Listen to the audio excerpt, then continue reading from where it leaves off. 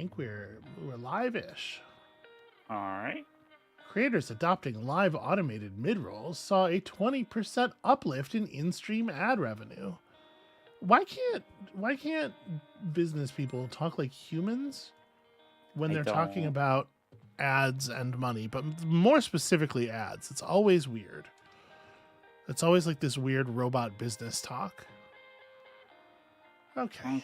There we go. That's a live stream. All right. I have the link. Hello, VOD folks. What's up? You're the first ones here. In a weird, sort of temporally complicated way. Right, and then I am gonna put it on the blue sky. The stream returns. I'm feeling anxious today. Can I tell you? I don't know why. You know what? You know why? Okay. You know why? Because I'm expecting to get yelled at. That's why. Today explains. Today, please don't yell at me. What a Forex is. And it is 100% correct. Do not yell at her. There you go. Thank you.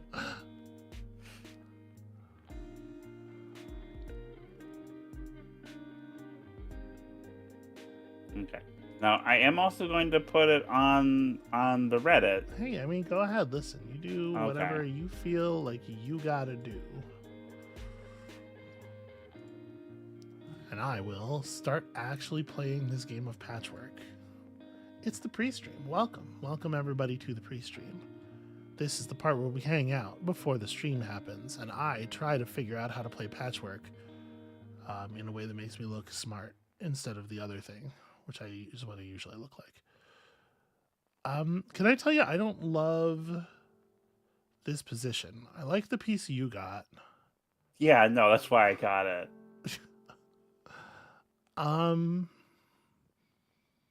Okay, both have been shared. All right, because if I take this, you're going to take that, and then it's fine. I'm going to do this. So we're just going to put this right here. Except one day I will figure out how to rotate things in the correct direction. I'm going to take a tip from you and try not to build necessarily all the way in the corner all the time. Is that a thing I do? Yeah, you often try to build your 7x7 like a row or a column out from the wall, and I always try to build right in the wall, and I think it hurts me in the long run. All right, so I can only afford one of these, and it's taking 5 time, but I do need some eyeball income, so I'm. Hey, you know sweetie, what? It's my turn. Oh, I'm sorry. And I have It's been a while. I have taken the thing. It has. It's been a couple of weeks. Oh, rude. Welcome in, folks. Hey, Andra. Hey, Nopna. What's happening? Why would someone yell at me? Because I'm going to express an opinion on the internet. And a thing that I've learned, first of all, is that when I do that, people yell at me. And secondly, for some weird reason, it seems like I get more yelling since I started transition. I don't know. I don't know where that's coming from. What could it possibly be? Yeah, no, I let me tell you. I have been party to some of your increased yelling. Yeah, I've had people tell me the rules to my own games that I designed that I have them wrong, and that did not happen previous to transition. Just anecdotally. Also, I am gonna say some things that I think are a little. I'm going to use the word controversial here, and I'm using it in like the mildest, just like technically correct English sense. I don't think anybody's going to like be mad, but I'm going to. I did a bunch of research to try to figure out like what do people call games, like what are the community definitions of 4X and whatnot, and there's a lot of people who have different feelings about this than I do, I guess is all. How am I doing? Okay. No, let me try that. No. Just a little over? Okay. Yeah, let's. It's a bummer that we can't. This monstrosity. It's a bummer that we can't see what you're doing when you're experimenting. It doesn't show me the movement until you've actually placed it. So that's a big advance, huh? That is a big advance. I feel like I got I don't know me. Like if I were to take advance now, I feel like I gotta take a piece, but the only piece I can take doesn't have any eyes on it. Amabel, I think you're doing a good job this time of making my life kind of awkward in terms of income. You don't have much more income than I do, but you're making it really hard for me to acquire any, and that's problematic. So usually you don't need my help to have trouble acquiring income. So I'm glad I'm doing well. That's a joke? That's a joke about how I'm poor in real life. We're both poor in real life. Ah. I don't know. I'm gonna put this here because I know it's not a joke about Patchwork, where I actually do manage to sometimes have income, very unrealistically. All right, I have advanced. All right. Hey everybody, welcome in. You know, we're just having a little relaxed time. I think the pre-stream music's a little quiet. I'm gonna try to turn this up a very small amount.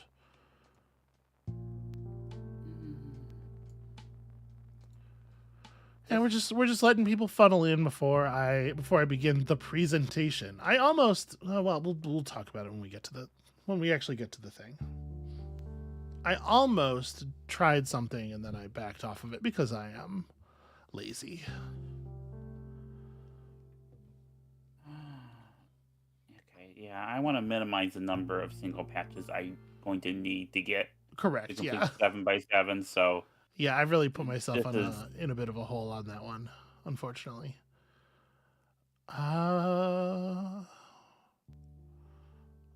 As much as I don't like spending this many eyeballs for this few squares, I think I kind of need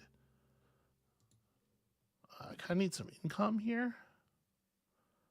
Thank you, Lazuli. I'm really looking forward to seeing more Endless Space too. Yeah, we were hoping to get more videos out this week, let me tell you, but we're still not moved in really. Like we're in the house, but there are so many boxes. There's this tiny little hallway right outside of our room, and it is completely bifurcated. There's just boxes laying all down the middle of it, and it's already not a very wide space. We're gonna get there. I have to take the advance. All you.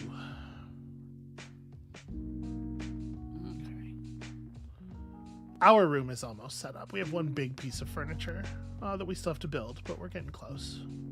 Mm-hmm. And then we got to put up the lights. Oh, so whatever I take is just gonna. All right, so I'm gonna take the thing that gives me 2 eyeballs, or take the thing for 4 eyeballs that just gives me coverage, but not.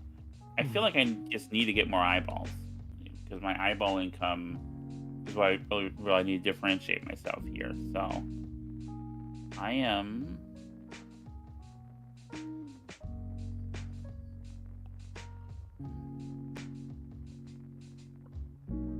You are.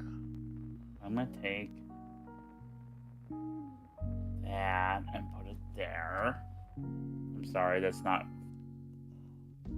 very visible to people, but like I just. Okay, so 5, huh? That's really awkward. I sure wish I had one more eyeball. You know how I'm always saying that in life? Yeah. It's your famous catchphrase. My famous catchphrase, I wish I had one more eyeball. Okay, I think the way to maneuver through this is to take this 2-5 over here. Once again, rotating it the wrong way instinctively. Tack that there, because that moves me onto you, gets me income, and then lets me move forward 3 spaces and grab that patch, which I need very badly. Oh no, I need that patch. I put down these pieces in a way that makes it literally impossible for me to complete a 7x7 if I don't get a patch. I put that just far enough out from all the corners that it was a total nightmare. So I had to play very carefully for that. All right, I'm gonna take my turn. Why don't you answer that question from Nope Nah in the Yeah, chat? where would the additional eyeballs go ideally? Well, I mean, there is an argument I think to be made that you could just stack them basically in pairs, sort of Hearthling style. But what I would do with them probably is put them in the big jar of eyeballs that is on my desk. The eyeballs of people who have disagreed with me on the internet.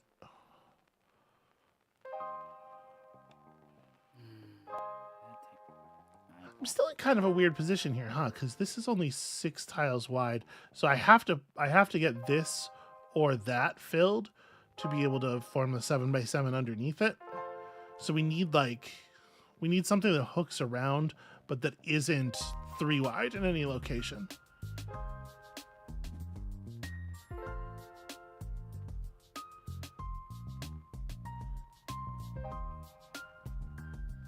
Yeah. See, Lazuli gets it. It's like as Aesop Rock puts it, it gives a visual component to my "you should go."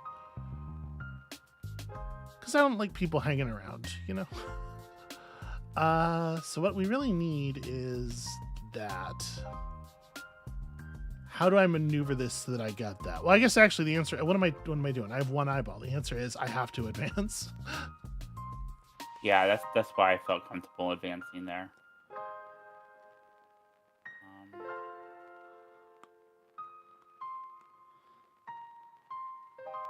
That's true. This is a great thing about being an animated skeleton. No weaknesses. 100% upside. Guest is always telling me this. Really never shuts up about that or anything else. She's in the other room watching Gossip Girl right now. Love that for her. I don't get it, but far be it for me to argue, because then I have to listen to her.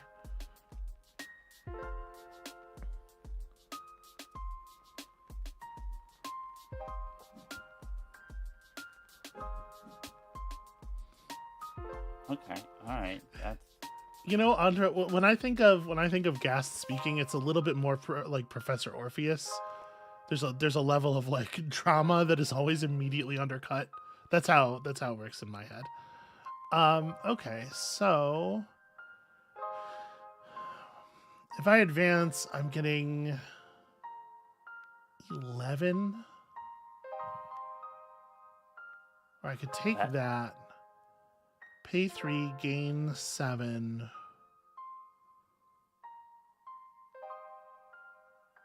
It's not a great tile, but I think I like this. So just tack this down here.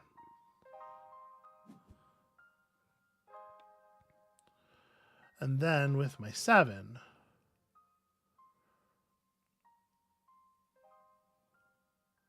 you having 12, I think now I advance. okay. I can buy these things, but I yield. I yield the floor.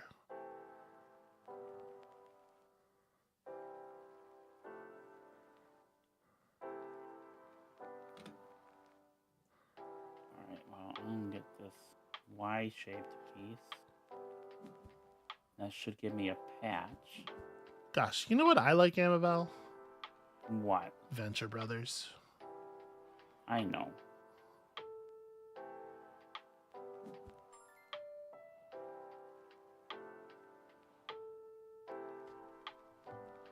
One, 2, 3, 4, 5, 6, 7. So this row actually doesn't have to be part of the thing.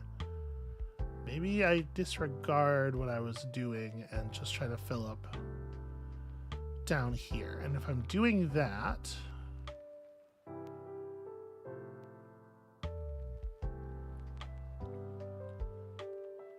I could take this and then this. Like we could go.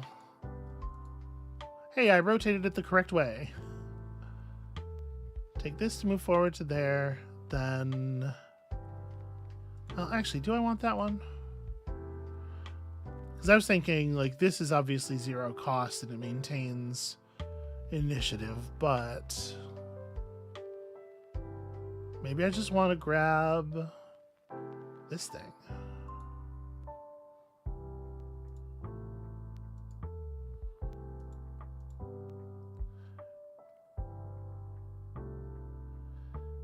I worry a little bit about this, like creating this this bucket that has to be filled, but yeah, I'm gonna do that.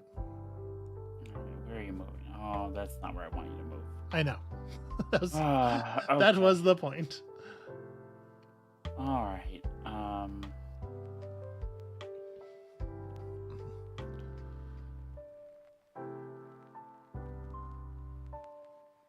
Just a couple minutes out from today's entertainment. I hope everybody's excited. Okay, interesting. Okay. That's kind of what I figured you were gonna do. Well, it's kind of the only option I had Yeah. available to me, really. So. You could have passed. Mm, It's a very low movement pass. okay. Do I just grab a bunch of? Let's see. Staircase. So staircase has a compelling argument. It does fill some space. Yeah, It does. it's pretty good squares per time unit. Not so good on the squares per eyeball, but it does give you some incomes, and you still have a couple of income spaces left to process. And I will be crossing the income space when after I take that. Mm-hmm. So that's. I think that's what I'm doing. I don't think I'm getting the 7x7 this time, unfortunately. It does seem like you have, you sort of put yourself in a weird shape for that. I don't remember. I have to scroll down further than I. It's not gonna. Right, that's not gonna be able to.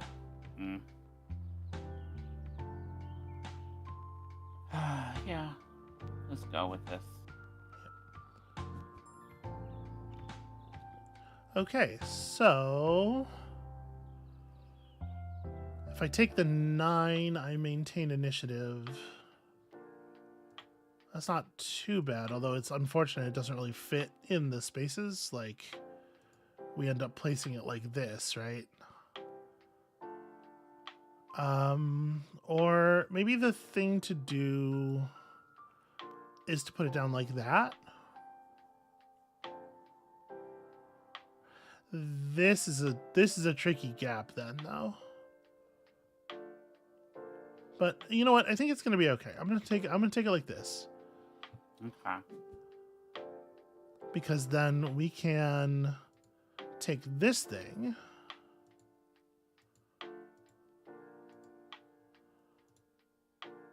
down to here. And that moves us forward just enough to grab the patch, which we use to fix the problem we created. Oh, okay. Yeah, no, that's rough. That's real rough. Honestly, I'm not sure I'm getting the 7x7 either. I've built myself a weird little issue here. But I do have pretty good coverage overall, I think. And,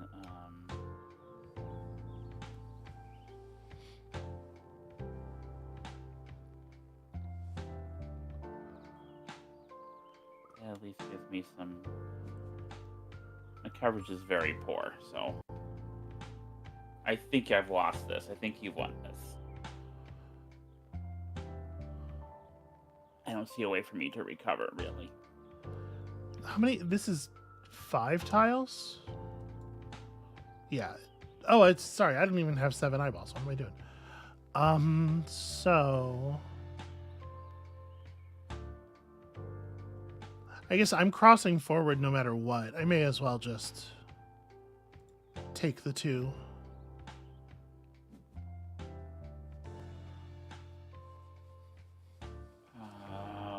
Oh, darn it. If I could. I don't see how I do it, though. You did a good job catching up. You were quite a bit behind on squares left uncovered for a minute there. You caught right up, though. You know what? You've done a good job with your economy. This is what I have to do. That at least will give me that patch. And it lets me do this. Huzzah! Look at all the coverage. But see, that's the thing I needed the 03 though. This is the problem. And then we take this, we give it a quick T-spin, and kabam, 7x7.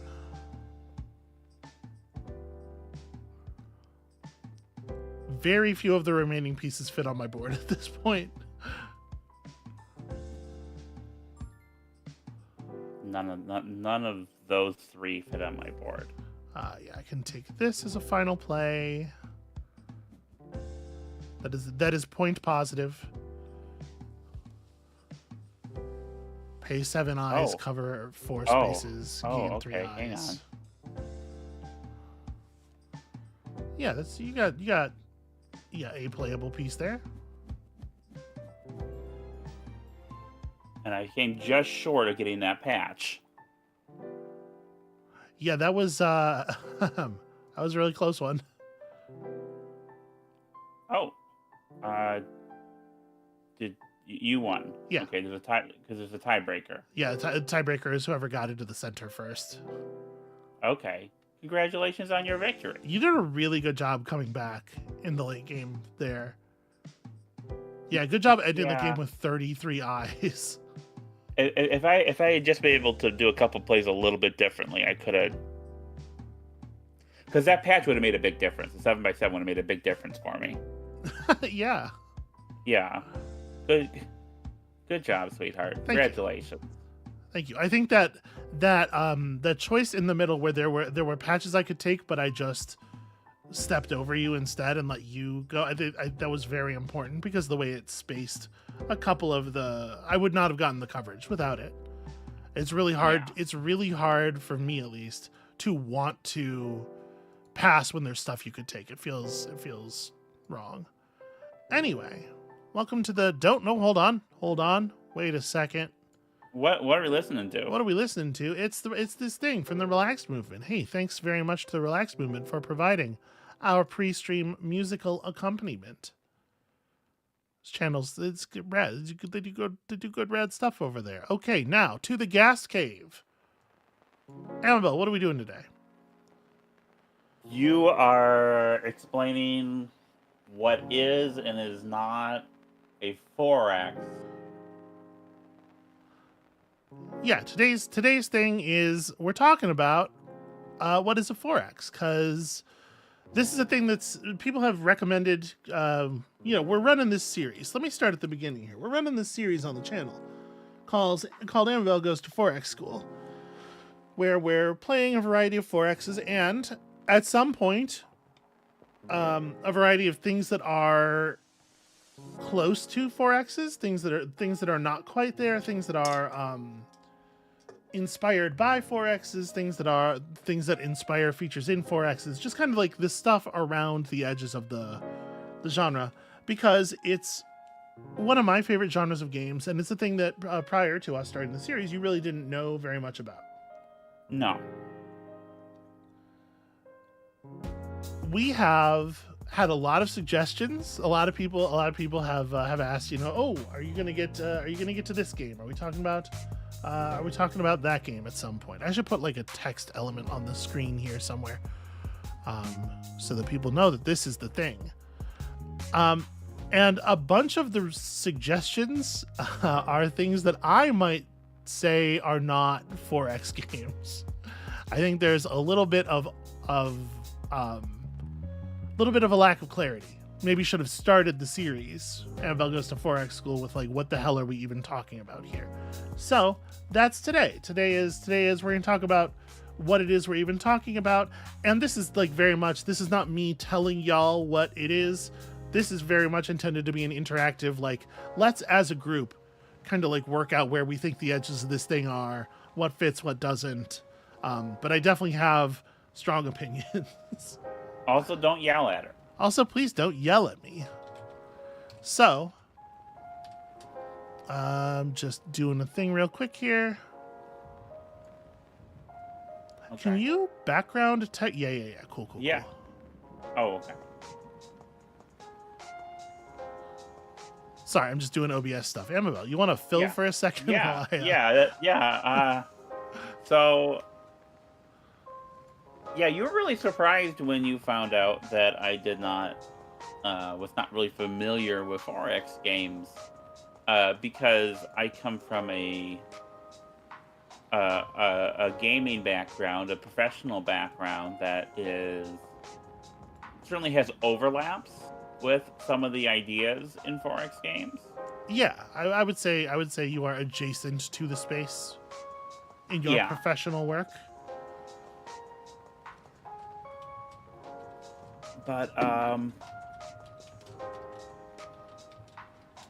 yeah, so I'm really enjoying watching watching you play, experiencing these things with you, and I've even asked you like, it, "What is it? Is this a 4X?" And and so like I don't even know where those delineations are, you know, and what things overlap with 4X games but are not 4X games, right? Yeah, So this is kind of the thing we're doing, and this is me doing Phil. you're doing a great job. I just want to clarify. Great, great. Okay, Sorry, almost there. Almost there. I'm adding almost one there. more Okay, text element. It's very critically important. I have to establish my credentials. okay. Holy crow. Professor Bones. That's a really What? small text element. Sorry, I'm working on it. Okay. You're typing the text like right into OBS, I'm doing all kinds of things over here. There's really no way to. but is that a thing you can do with OBS? Yeah, I mean, sort of. I didn't know that. Well, you create a text element and then you give it. Yeah. Okay. Anyway. So like you could put our names on the screen when we're doing these, right? Yes, absolutely Potentially. yes. Okay. Without question, that is a thing that can happen. Will it? Who knows? I can't imagine. It seems like a lot of effort. Yeah. Here we go. Okay. So that's a very good at the stage. Wait, what does DNYAM mean? It's my professional credentials. It's like Esquire. It stands for Do Not Yell at Me. Oh. Yo, nope, nah. I love that question.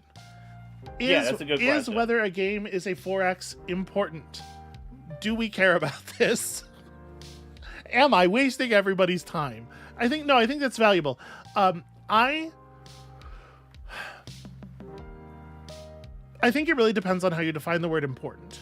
For the purposes of the series on the channel, I do think that there's an important. I think that there's a difference in terms of game design incentive structures between 4Xs and the things that are adjacent. The things that I'm going to be arguing are nearly 4Xs.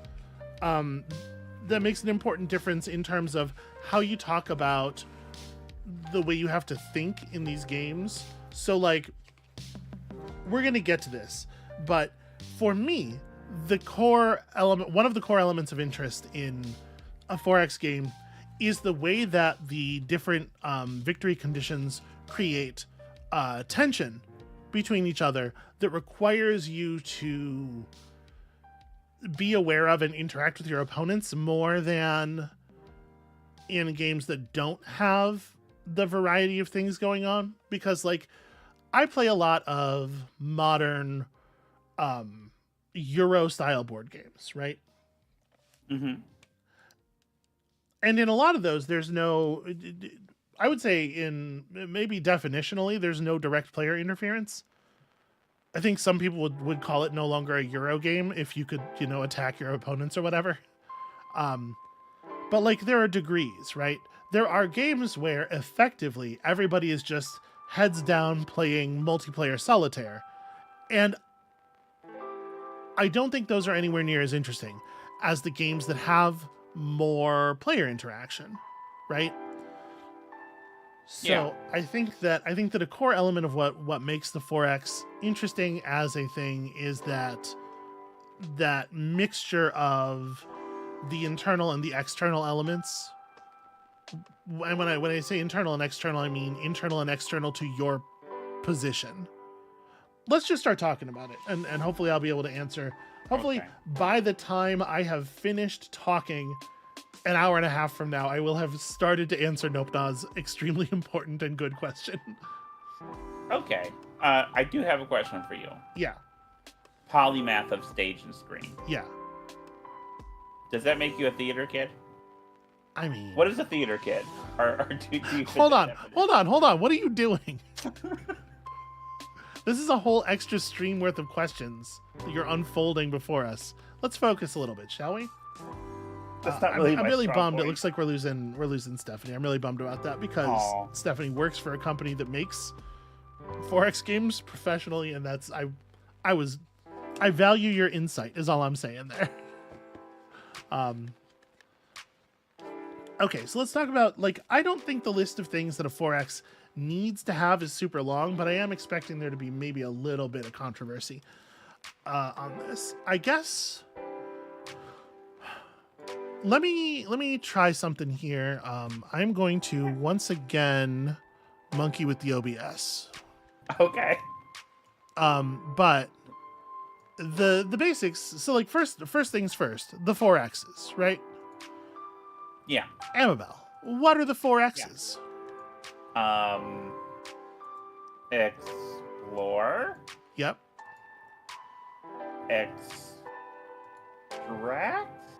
Exploit. Can you turn up your microphone gain or sit closer or... Okay, I'm sitting closer. I don't know what gain is. That's okay. If that's uncomfortable for you, let me know. I can turn you up on this end, but you're coming through a little quiet. We're still working out our new setup. Apologies. Explore. Yeah. Exploit. Uh-huh. Expand. Yeah. And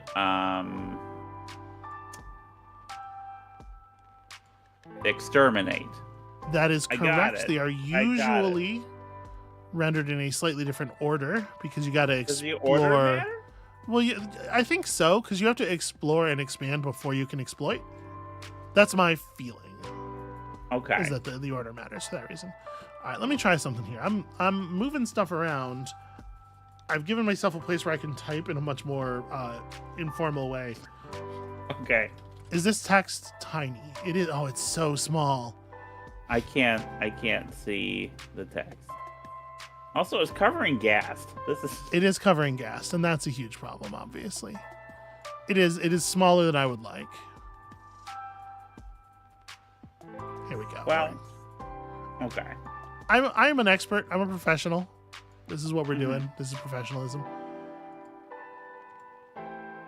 Is there a way to... Yeah.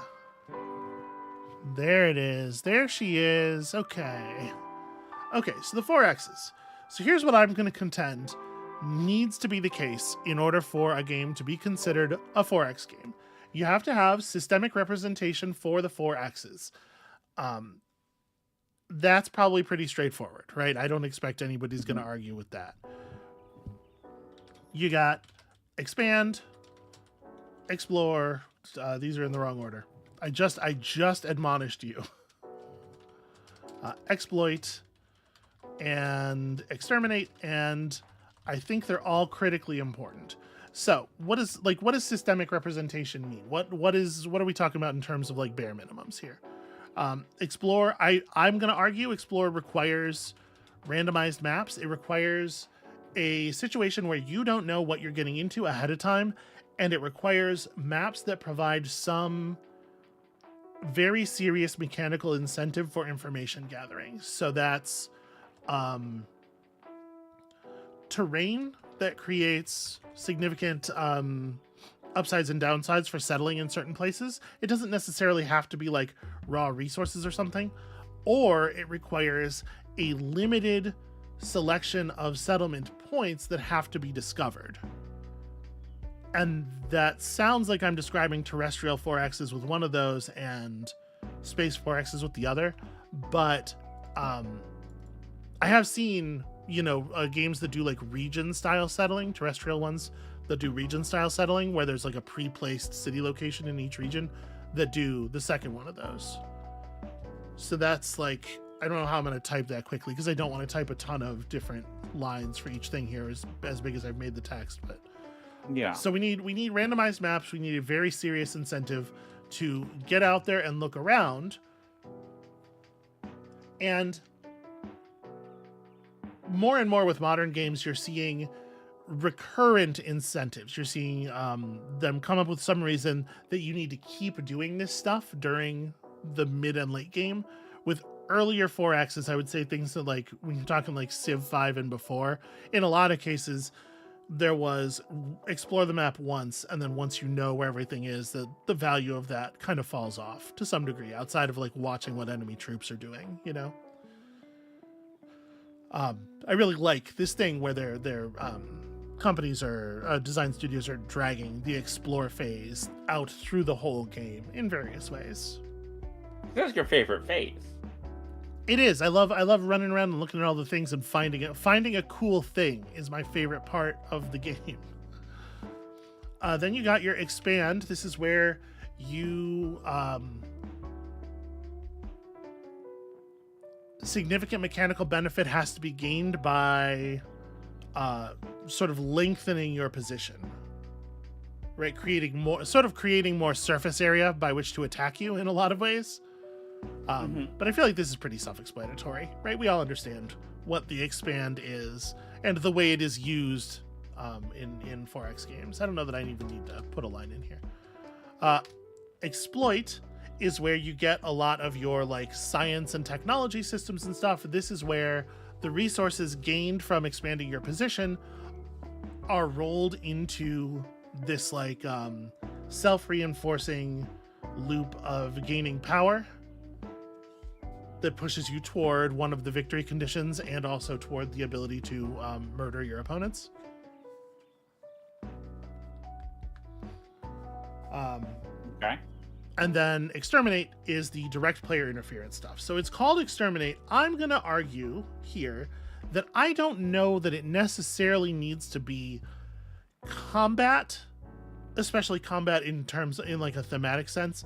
But what it does need to be is an ability to directly interfere with the other players to the point of including player elimination. I think that's critical to the recipe. A game where you can't do that is not a 4X. I posit. Because it puts important types of pressures on the internal, like the science and culture or whatever, victory types. The types of victories where you are working within your own systems to advance toward a numerical goal or something. If you don't have the ability to eliminate other players, then it's just whoever can head down engine build the best wins. And I'm not necessarily opposed to, Lord knows I played plenty of those kinds of board games, but that's not the thing that we're doing here, right? Yeah. I think that's critical. Amabel, what do you think of all that stuff? That makes a lot of sense. Andra agrees on exterminate. He says, I think this particular term is near obsolete at this point. And, you know, I think it's interesting that, because I know that the term 4X was coined, like, in a review of a game. Yes, that's correct. And it was written by Alan Emmerich, who is a board game guy. Yeah. Like he almost published one of my first games and comes from a very traditional Hex Encounter wargaming background. And I think the language being used here, like the language we've inherited, really kind of reflects that with the exterminate, I feel like. Yeah, absolutely.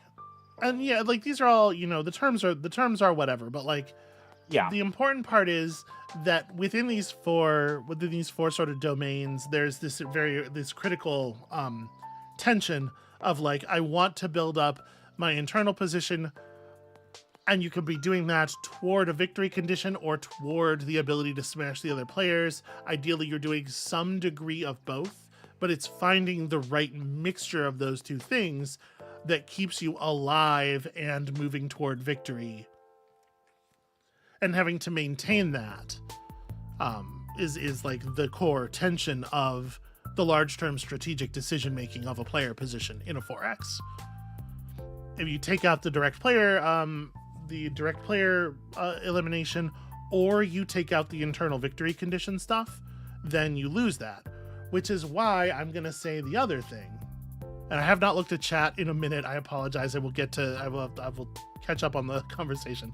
But the other thing I'm gonna say is absolutely required for a game to be a 4X game, and to a certain extent, I'm gonna say the more the better on this.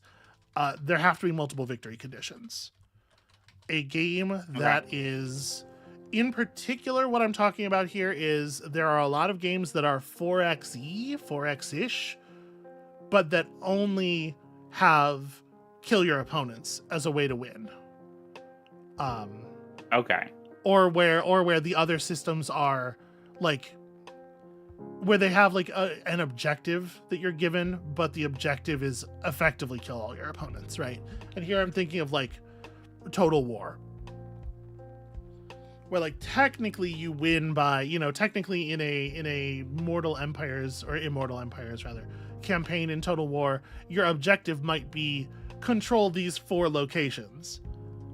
But control those 4 locations is just kill the people who live there, right? Like that's not actually that's just the one. Yeah. So I think the multiple victory conditions, again, that's where the tension comes from, where like you could win by army, or you could win by internal research, and some players might do one and some players might do the other, and those players are able to exert pressure on each other according to different kinds of pressure on each other according to the different types of things they're doing internally.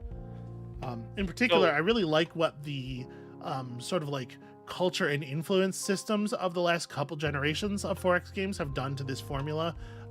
The way that you're going to see the way that planetary influence works in Endless Space, the way that cultural border influence works in Civ 6, because it has added another sort of lever to that situation and made things more complicated. And I'm not going to tell you that more complicated is always better. It's simply not true. But I will pretty much always like more complicated.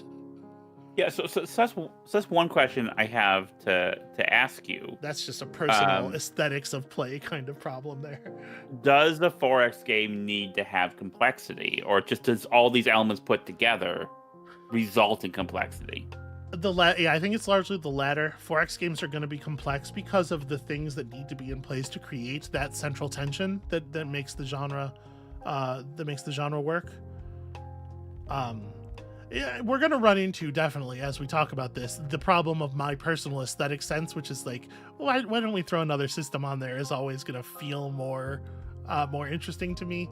So please do, when you see me doing that, please do feel free to sort of rein me in. But I think there's a certain amount of complexity that is inherent. Obviously, games like Civ and the Endless games and whatnot are way beyond the minimum required complexity, right? They're doing a lot of things. There's a lot of systems going on. But even a sort of a minimum viable product, I think would be fairly complex. The other question I have is regarding multiple victory conditions. Yeah. Because there are different kinds of victory. You're getting different kinds of points, essentially, in some cases. Yeah, we'll see. I'm so interested to see what you're going to think of Humankind. Okay. Yeah. I'm interested to see that too. So like if you look at like and I'm gonna continue to make like board game references because that's where I have a lot more knowledge. You have games where you can get victory points for several different things. Yeah. Would you consider that to be different than having multiple victory conditions? Not really. So like, yeah, once you start saying, well, actually what I'm winning for is score, then you're actually doing is like, score is not one victory condition unless there's only one thing you're getting points for, I would say. Okay. So one other thing that I want to say here before I start digging into the chat before we get more interactive with this, is I definitely want to make sure that everybody understands that me saying something is a 4X and is not a 4X is not like a value judgment. It's not better to be a 4X. I don't think that it's like a state of being immature or undeveloped for a game to almost be a 4X. It's just being a different kind of thing. Many of the games that we're going to talk about that are in the not quite a 4X category are things that I love very much, and maybe things that I think are better than any 4X. Like, honestly, Slipways, I might argue, is quietly one of the best games of the last, I don't know, 20 years.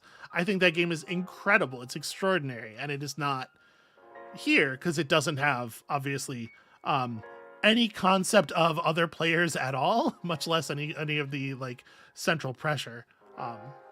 Yeah, so I just want to make sure that nobody feels like I'm insulting the thing they like or anything, because when I say in a second here that Stellaris is definitely not a 4X, I don't want people who like Stellaris to get mad at me, because my impression has been that people who like Stellaris are very passionate folks. Anyway.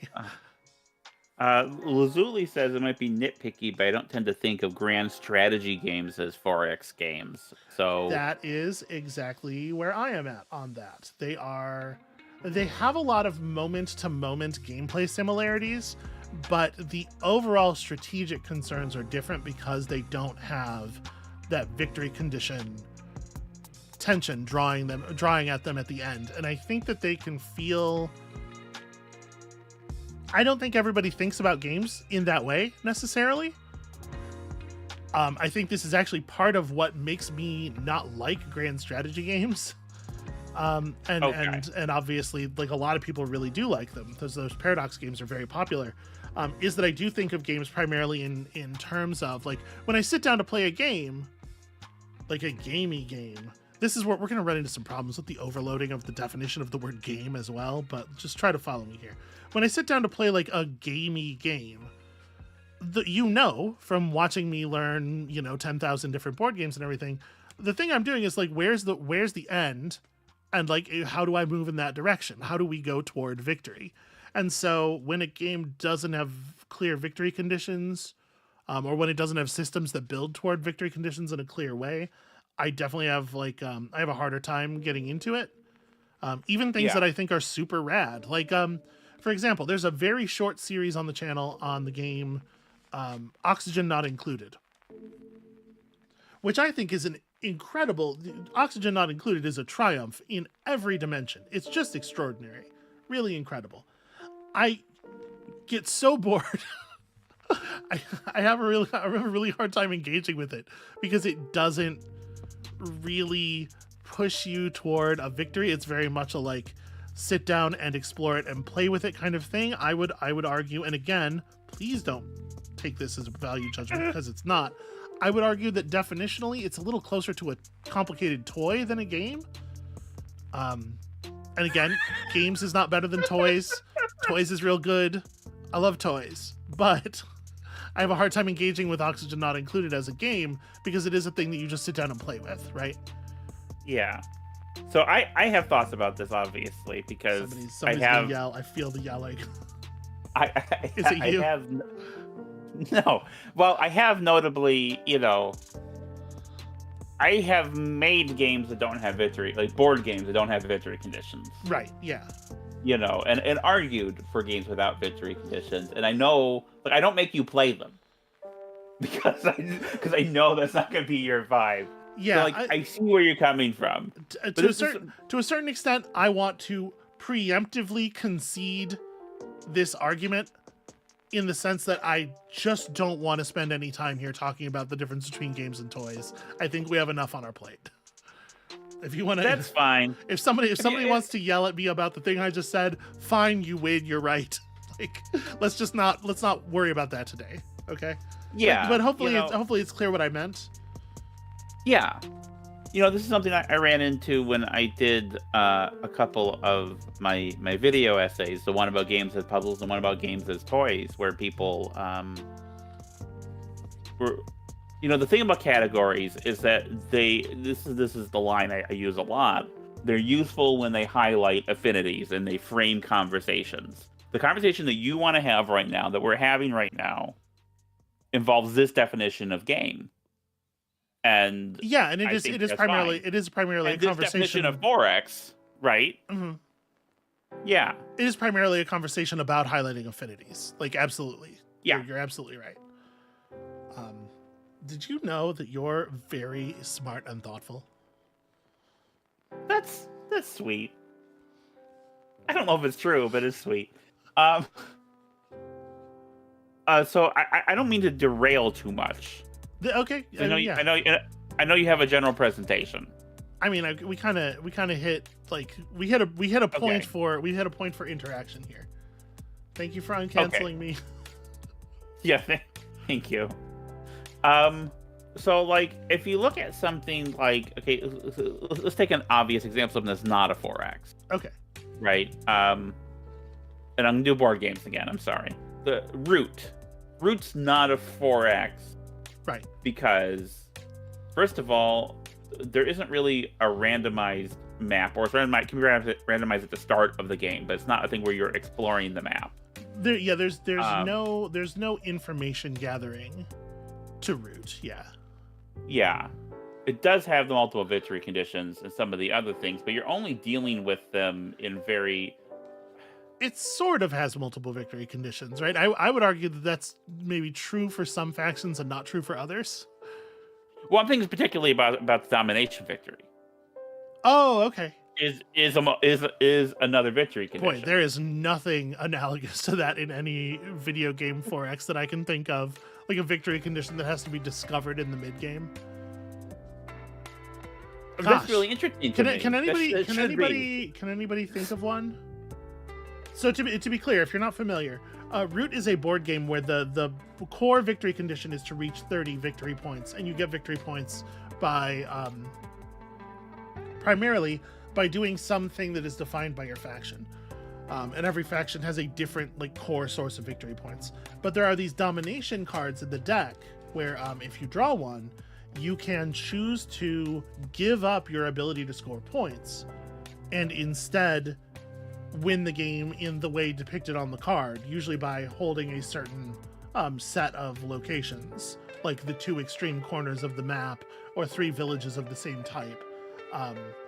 I don't think I've ever encountered a thing like that in a video game where you pick up a thing and then it gives you you have to discover a way to switch your set of available victory conditions. But that's an interesting idea, and you're right that it's weird that it doesn't exist, because it's more doable in a video game, right? You could do way more with that concept. Well, one reason why, though, is in a board game, particularly a modern board game, you need to keep all players engaged throughout the entire thing, and there's the runaway leader problem, right? Yes. And so you need to have okay, what's my come from behind victory? There's another game that Martin Wallace did called Liberté, about the French Revolution, and you're trying to win seats and whatnot, and if you just can't win on victory points, there's a secondary victory condition, a win from behind, all or nothing victory condition you can just shoot for, which you're going to do if you're in last place. And I've done that in one of my own games, Nicaea, where you win if you had the most victory points, unless you have the least victory points and the most influence. And that's trying to get a schism going, and that's again a come from behind thing. And I don't think that's really a concern, certainly not in the 4X space, because if you are losing, you're going to be eliminated. Well, yeah, so maybe. Okay, so one problem that the 4X games have, that board games often avoid, and it's something that I saw brought up in the chat, is that it is possible to be in a effectively have won or effectively have lost position in a 4X game, but then to not have that actually occur in the game for hours and hours and hours. In particular, it's very easy with a lot of Civ games to be in a position where it's like, okay, well I won, but actually playing it until the point where the game acknowledges that you won would take 10 more hours or something. You get that in some older board games too. Like the 18xx games are pretty notorious for that, where Yeah. you've lost or won 2-3 hours in, and you got 5 more hours to go. Yeah, so like I think part of the reason like some of that stuff doesn't exist in video games is that the games are designed with the expectation that you will just tap out. Yeah. Even if you've won, like it's not necessarily expected. I know that there was an interview with someone from the Civilization team, and I don't remember. This was probably around the time that Civ 5 was coming out, I want to say. So this might be a late Civ 4 interview or maybe an early Civ 5 interview. But where they said that, like, in their experience, players don't finish games. It's just people play the beginning part. The beginning part needs a lot of polish because people play that a bunch. And most people never play a multiplayer game. Most people rarely, if ever, play a game to its actual ending. And I totally believe that. And I think culturally within games, there is more of a sense that it's okay to concede or quit a game, right? Like if you've shown me some matches of what's the one with the towers and the people with the creeps?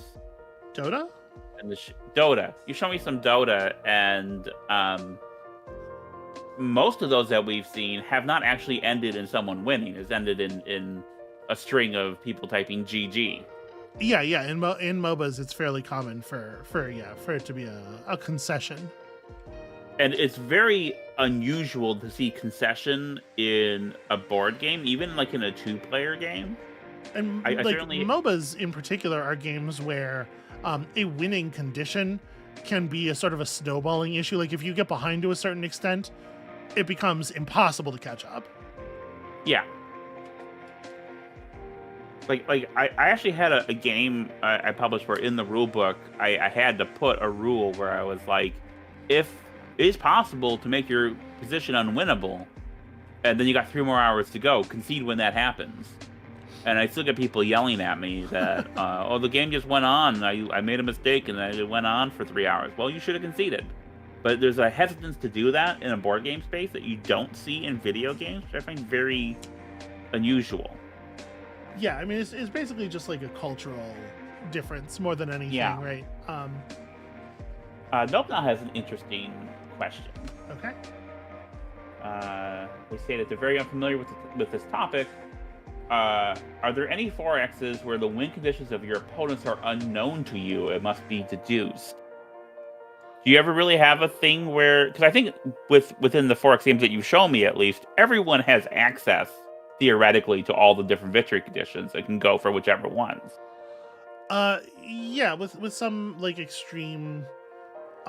some extreme counterexamples, like Venice in Civilization 5 had a very limited ability to acquire territory because it was the one city civilization of that game, and so like expansion type victories would not have been. But yeah, what you're saying is broadly true. I'm not really aware of any 4X games where the win conditions that are available to the other players are unknown. They are doing more in modern Civ games with trying to give individual CPU players personalities which govern their behavior and which conditions they will try to go for, and deducing that is there are gameplay systems in around deducing that, like in Civ 6 with the trying to increase your level of access to other players, which then gives you more of their sort of AI precepts. You get a little bit of that in Humankind as well, with the personality stuff. But I can't think of a game. No, I can't think of a game where there's any level of mystery. Yeah, and I feel like in a multiplayer game, if everyone was limited to 1 or 2 of the victory conditions, it would feel a lot less interactive in some ways. That's just my gut feeling. Okay, so I'm looking at the chat now. I've scrolled back up. I'm just trying to catch up a Okay. little bit with people's questions.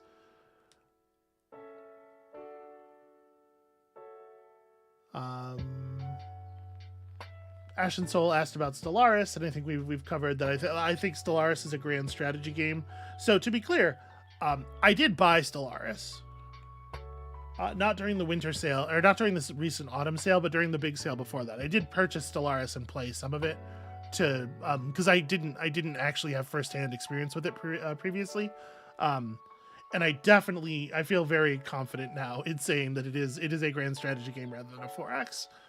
But it has a lot of, even more than the other grand strategy games that Paradox puts out, it has a lot of aesthetics that are in common with the 4X game. And when I say aesthetics, or with the 4X genre, and when I say aesthetics here, I want to be clear that I don't just mean like the graphical treatment of the UI and stuff, but I mean like aesthetics of play, if that's clear.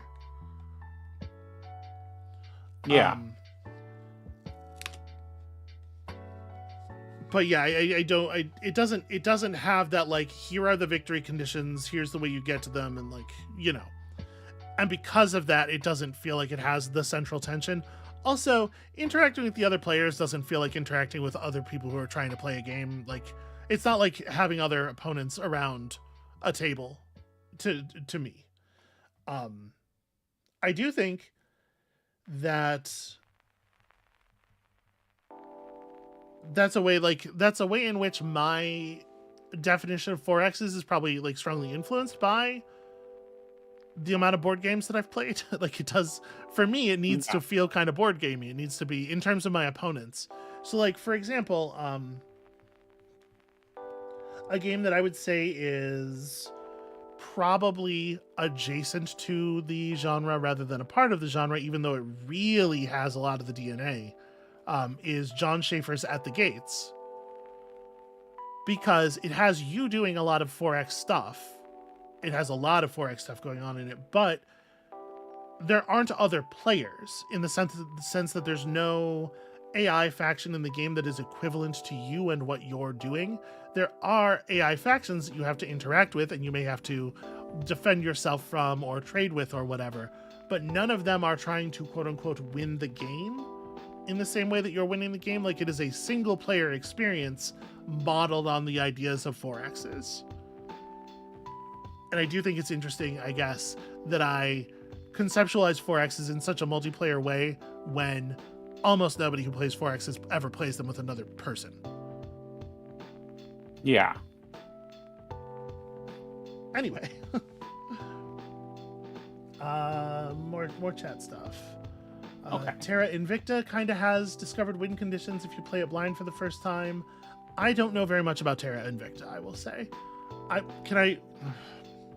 So I think it's probably pretty well known that I do not love historical theming in these games. I think that it, like, there are a number of problems with theming one of these things historically that range from it's just kind of boring to me, that's a fully subjective concern, to it introduces all kinds of problems that get in the way of enjoying the mechanics, and to some degree that concern is less subjective.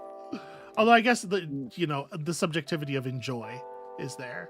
Well, we talked about that to quite a large degree in the Civ. Yeah.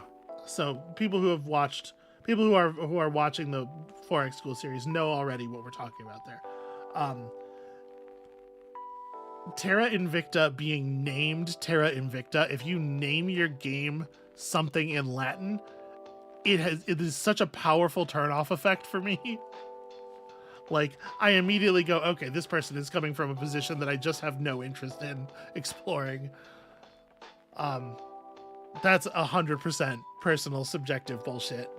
So that's part of the reason that I don't know what's going on with Terra Invicta. People are way too into Latin. It's weird. The problem is the problem with it is not anything to do with Latin. It's to do with a lot of the people who are really into Latin. The sort of people who want to reclaim it in the ways they want to reclaim it. You know what I mean? Yeah. Have I told the story on air about the Latin Club? at my school. I don't think you have told the story on air. No, Okay. I know the story. Okay, well, I'm gonna tell it. Doesn't really seem So- relevant. Then I won't. So unless the chat, if 5 people in the chat ask to hear the story, then I will. Yeah, what I'm going to ask Let's is, can we move on. come back to it? Okay. Because it's a fun story, but it doesn't really have anything to do with anything. But it's cancel SB. Shit, I got recanceled. That's my bad. But I come from a background of like historical simulation gaming, which is a tradition that you don't have a lot of. For you, it's pretty sus. I guess is the way to say it. Well, again, my problems with it are largely cultural. So again, like I want to again, to avoid making anybody feel bad potentially, I do want to say that like I'm not casting a side eye at every person who is interested in Latin, but the kind of people who are interested in Latin probably have a good idea of the kind of people I am casting a side eye at. The phrase Deus Vult is back in common parlance for a reason, and that reason is bad. Yeah, no, I agree. And I was going to say though I'm gonna let you say the thing that you're saying here. I'm with you, but I do want to just quickly note, Bimetrodon, the thing that you've just said is really interesting, and I want to come back to it. Amabel, please remind me to come back to it after you're done, because I'll forget. Okay, go ahead. Yeah, so I will very quickly say that something that people can see in that that series on Civ is like, not only does it introduce a lot of problems as far as badness, as far as like actual fucking evil. Yeah, the historical theming also introduces a lot of problems with historiography and with like simulation, to the point where why do that if what you want is the play experience? And I think Endless Legend does a better job simulating how historical factors work in this non-historical setting than Civ does in its actually historical setting. And part of the problem there is that when you get into these games with historical theming, they often get they let the design get hung up on what actually happened more than the possibility space, but then their view of what actually happened is, of course, a culturally constructed, right? Like, it's not what actually happened, but they pretend that they're coming at some kind of like, they have to treat it like they're coming at a thing that's objectively true. And just like the amount of worldview that is constantly being jammed through the screen. Oh, I mean, I think, and maybe this is not true of other historical forest games, I don't know, but it seems to me that it almost has to present like a Whiggish history. Yeah. And okay, so come back to okay. Yes, Andra, I agree with you, but let's go back to So Bimetrodon says, I haven't gotten to play At the Gates, but it feels like a game about empire and decay rather than 4X stuff. This is, I think, the core of At the Gates and what makes it actually very interesting. And it is on the list. It is one of the things we're definitely going to get to. John Schaefer is a guy who has some like ideas about history and empire, and he was probably drawn to 4Xs in part because of those ideas, and then found that it's not actually a good place to explore that stuff because of the weird multiplayer board gaminess of it. Like the two things really grind against each other. So he took the mechanics that are interesting for that examination and took them off and made something different. And At the Gates is way more thoughtful. It's way more thoughtful, and it's way more like knowledgeable than Civ. And I actually think that's part of why it didn't land with the same splash, is because it's just it's a more intellectually interesting game, and that's not necessarily what everyone's looking for. That's what I think. Hopefully that doesn't come off as too mean. No, I'm more and more excited for this though. You know, Yeah, it could be one of our because early interludes. It also, because yeah, it it has a seems lot like of my kind of shit, particularly. yeah. It's yeah. I think it is interesting as like a mechanical exploration of some ideas more than as a game. That's how it hits me. And I think about you know, when we're talking about this idea of like what actually happened and whether that should be given a kind of primacy over what could have happened, especially given that our view of what actually happened is probably not what actually happened in almost any meaningful way. I can't help but think of your game about the Shackleton expedition. Oh my gosh. Yeah. Right? Endurance. Endurance, thank you. I'm blanking on. When I think about that game, all I can see is the edit of the cover that I did. And I know that the game is not actually called Somebody Fucked, but I mean, they had to. they had to have. But for a joke on social media, I did create a version of the cover where the title of the game was Somebody Fucked, and that's very strongly implanted in my head. If we're talking about, okay, let me do something real quick. Okay, do you want me to talk about that real briefly? Please do. Please do. Context. I hate it when I actually kind of hate bringing up my work in a here's this thing I worked on kind of way, because it feels like I'm intruding on your space. Yeah, that's why I did it. So I did a game on the Shackleton expedition, and famously the Shackleton expedition ended with all these people who were stranded in Antarctica, and they all survived. They went through the ringer. Someone lost like part of their foot. They were like sick, and it was just an awful time. But they all got through it, which is pretty unusual for polar expeditions that go wrong. Usually, most, if not everybody, dies. And when I was making this solitaire game, I felt like I can't just. It was such a miraculous thing that they survived. There were so many close calls, so many ways it could have gone terribly wrong, and the probability of it going wrong was so great that really them all surviving is a fluke. And so rather than represent what happened, I represent what could have happened and just had a probability model. Well, okay, yes, Robin. Every human survived. The dogs did not, and Mrs. Chippy, Transmask Hero, did not survive.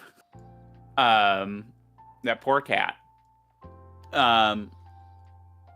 But the idea is, because a lot of times in historical gaming, historical modeling, like the kind of games that I do, the historical result is privileged so much that it gives a distorted view of history, makes things feel inevitable. And I felt like, okay, I can't do that. So, in this case, the historical result is Shackleton rolled 12 boxcars every time, and you're not going to do that every time. And so it's a game where I don't think anyone who's played it has ever actually replicated the historical result.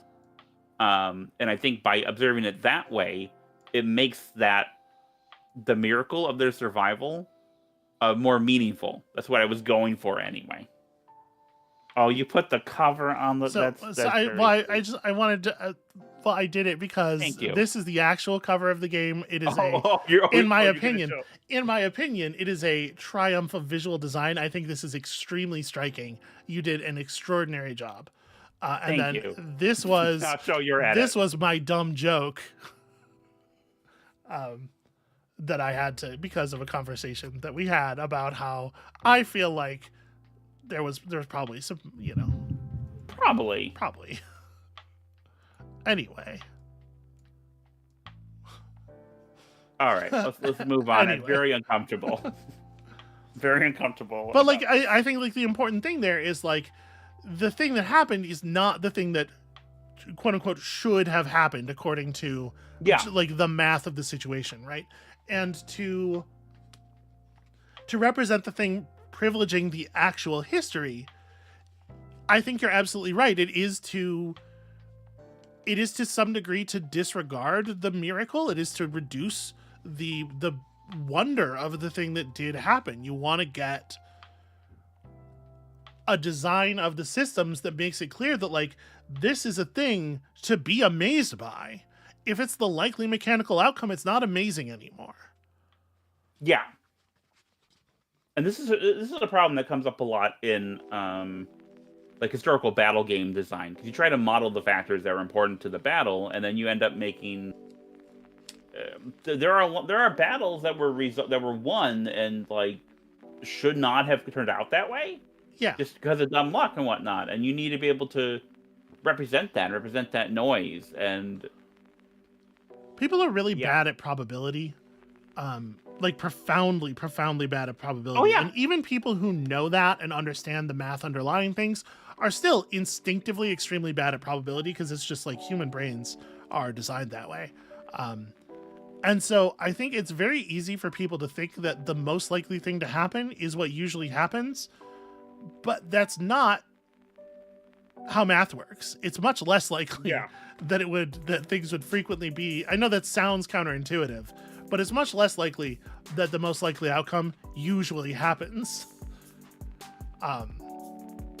Things are weird.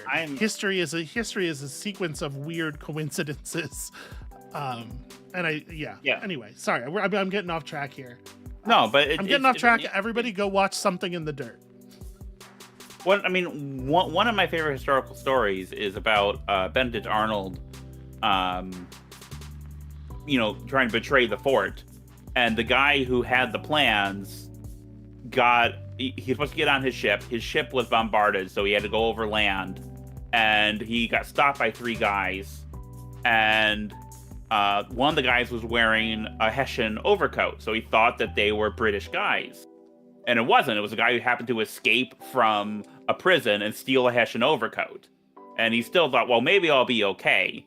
But it turns out that guy also could read, and most people couldn't read, so they read the plans, and the whole thing was thwarted because a guy could read and wore an overcoat. It's just this incredible, like, historical fluke, because if that fort had been given to the British, it may have, like, swung the course of that war and then, world history quite dramatically. And history is full of that stuff. It's nuts. That's a really good example. And it's a good story. Thank you. All right.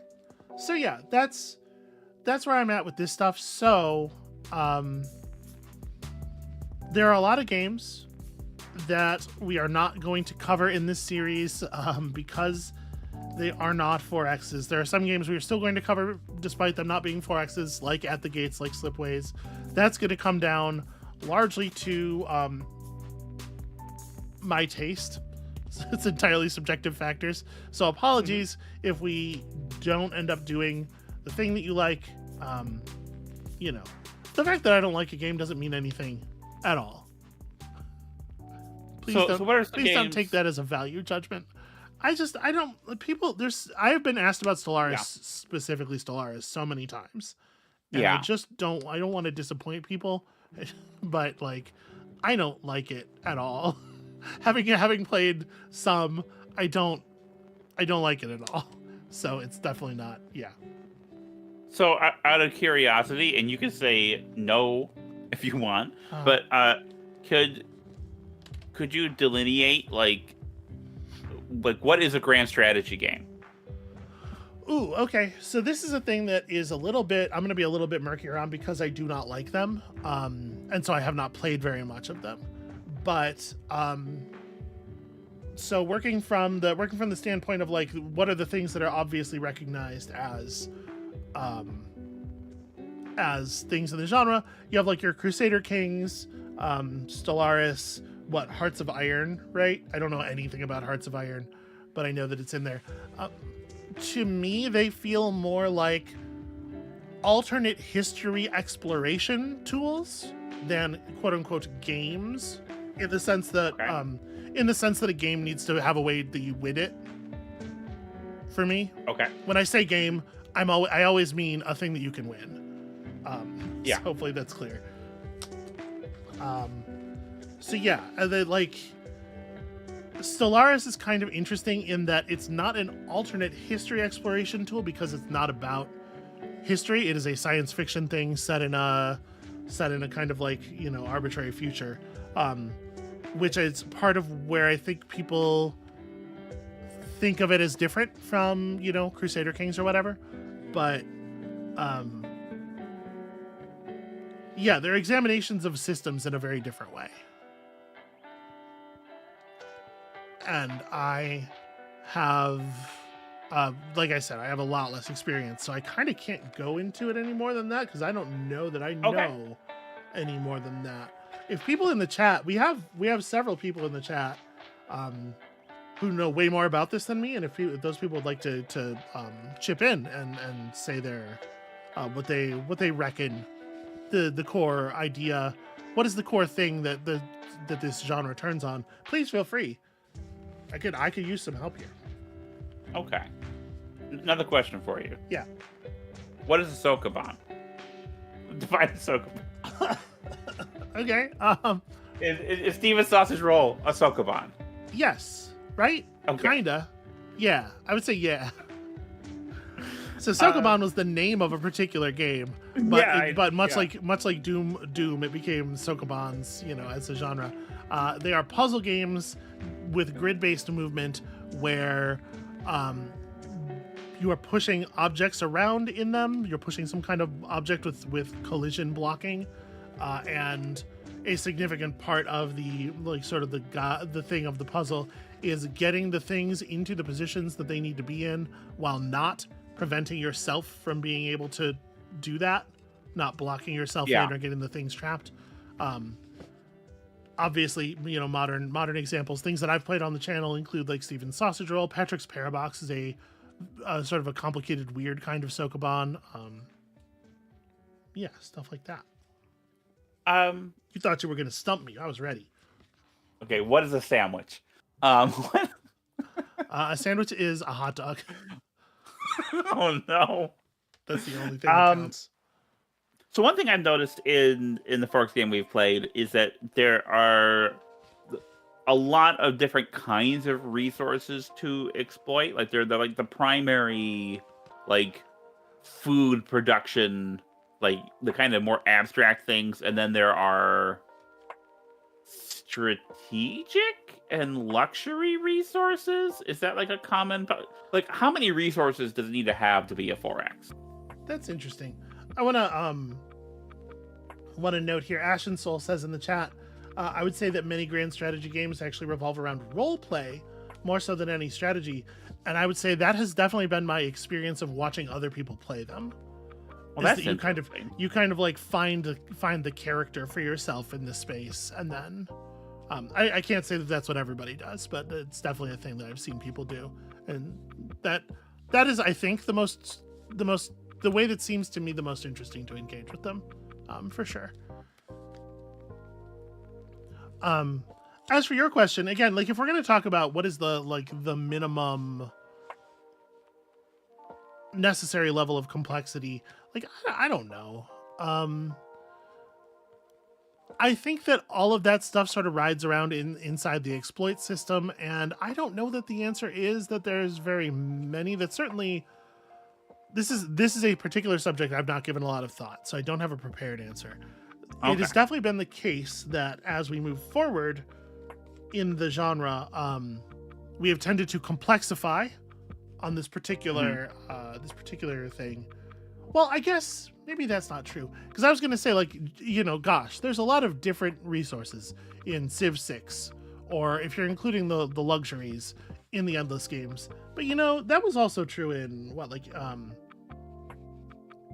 Rise of Nations has a ton of different luxury resources, and I don't know, maybe there's always been a lot. I don't know that there needs to be a lot, but there traditionally has been.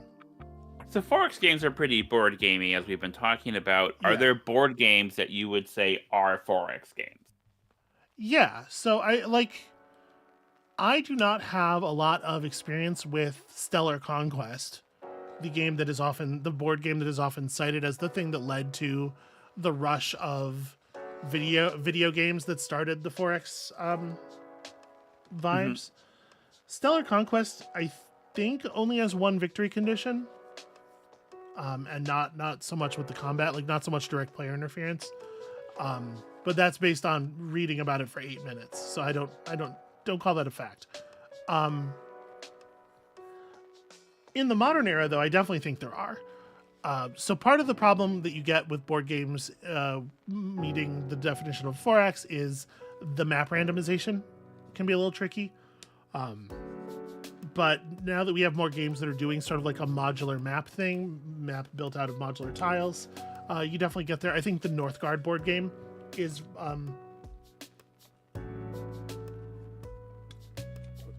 pardon me, I'm having a little Okay. Oh, my poor... You can't hear my poor sweetie.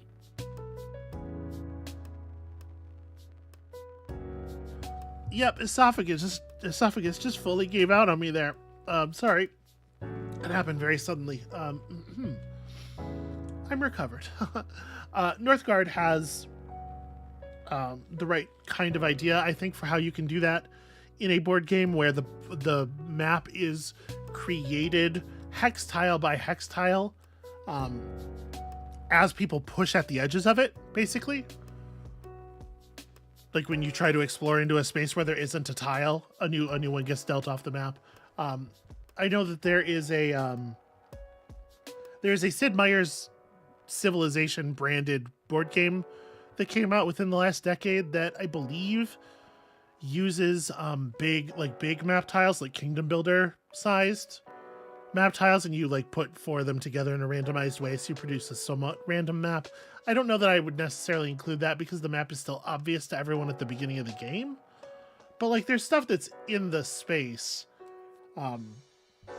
Certainly. I only remember one. I only played the Northgard game once, so I don't remember what all the systems are like beyond the map thing. But we have the tech for it. We have this. People are playing in the space. I bet there are things that would meet this definition. Does Twilight Imperium? Can I tell you? I've never actually played Twilight Imperium, and I don't know. Okay. I don't know how the map works in Twilight Imperium. I don't actually know what the victory conditions are like. I just know that I've seen Twilight Imperium on a table, and I've marveled at the size of it, obviously. But yeah, Okay. the answer to that question is I don't know.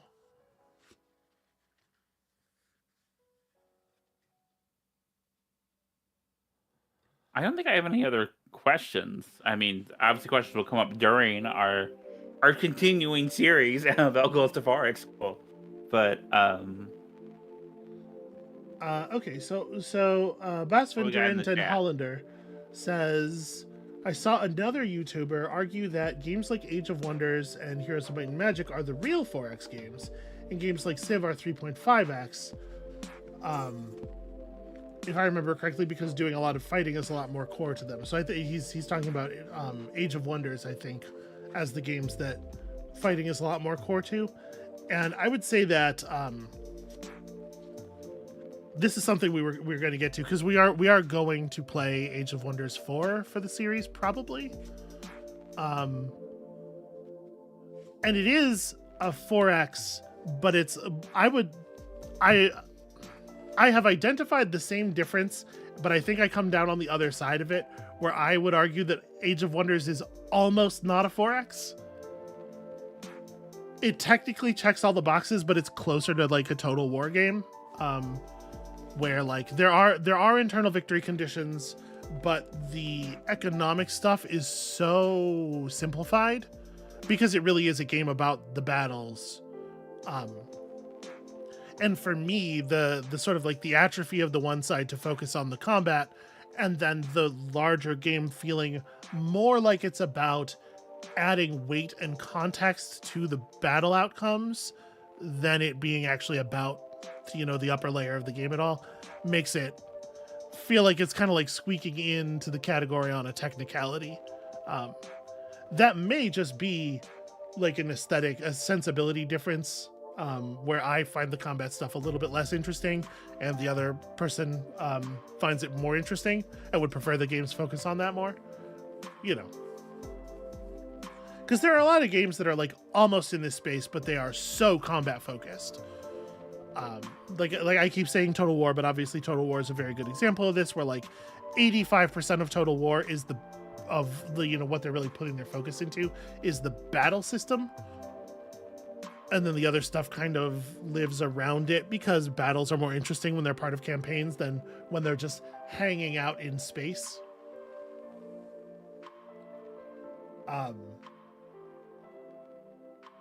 And like I saw somebody mention Gladius, the Warhammer 40k 4X, which I have not played, so I can't comment, but my impression is that it is also very, very combat focused. Yeah, so I don't know. Hey, are you still there? Yeah, I'm still here. Okay, I was listening very to you. quiet. I'm sorry. Do 4X games by necessity have to be turn-based?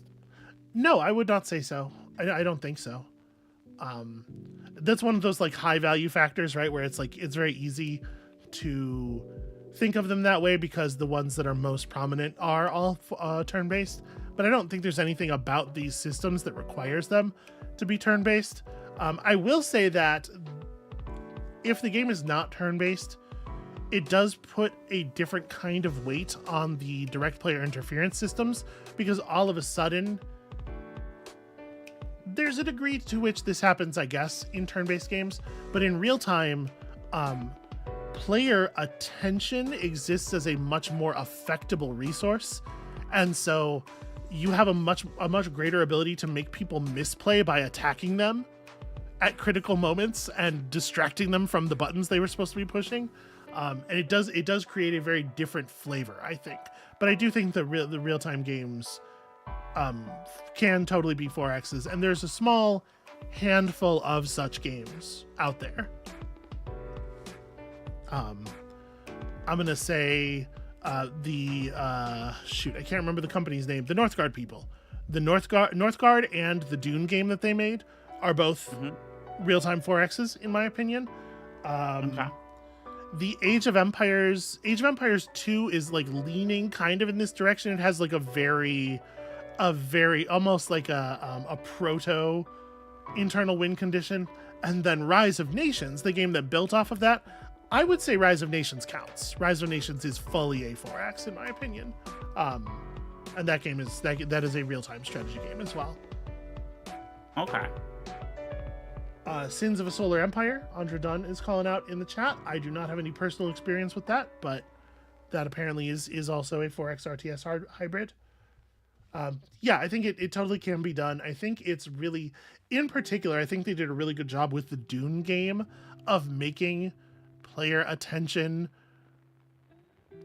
like interesting to use and abuse as a resource, like pulling people's attention to different areas of the map and in and out of menus and stuff as a way of attacking your opponent sort of mentally, is very cool. That Dune game is so rad. And we'll play it in this series at some point. But also, you know, if you're interested in the thing I'm talking about, you don't know what I'm talking about. What Dune game? I did play it on the channel. It is the only Dune game I played on the channel. So while I can't remember exactly what the name is, if you search Dune, you'll get it. Now I'm looking it up. Hold on. Dune Spice Wars. Spice Wars is the name of the thing. Unfortunately, it seems maybe not. That sounds like a. Go ahead. Sorry. I was going to say that sounds like a reality cooking show. Okay, I guess. It does not seem to have super caught on with the community in the long term, but it had a nice multiplayer scene for a bit there. Yeah, I intend to play Rise of Nations too. It's sort of interesting for being like a much older take on the ideas. It's much more traditionally real-time strategy. Okay. I'm sorry. Everyone in the chat is lovely. Robin continually cracks me up. Robin Bennett. So I was just cracking up. Whew. Okay, so yeah, this is as good a time as there will ever be for you to ask me if some game is happening. I feel like you have plans for years ahead, says Ivan Z. Sort of, yeah. I have a sort of a soft plan. I don't have a real list, but I have yeah, sort of a soft plan for things. I will say that we've been getting through it pretty slowly. Once we're past like humankind, which is probably next, it's probably going to be Endless Space 2, then Humankind, or maybe even between Endless Space 2 and Humankind, we'll start doing this. We're going to start looking at some of these other games that I don't necessarily think bear as deep an examination, and we're going to see more games where we're getting through them in like a small number of episodes. Not everything is going to be 6 months, you know, but Yeah. there is also some more 6 months stuff coming up. Yeah, I mean, you had to give me the foundation, right? Yeah, Age of Wonders is definitely happening. The only reason I sounded a little unsure is that I was like, I'm not 100% sure if we're gonna play Age of Wonders 4 or Planetfall, but I do want to do an Age of Wonders game for sure. Planetfall is kind of interesting. I don't know. It's probably Age of Wonders 4. Sorry, distracted. That's okay. Cutting you off there. Well, I did. You had to give me a foundation, is all I was saying. You know, and like that's why we had to start with Civ, and like if Civ is like the least interesting as far.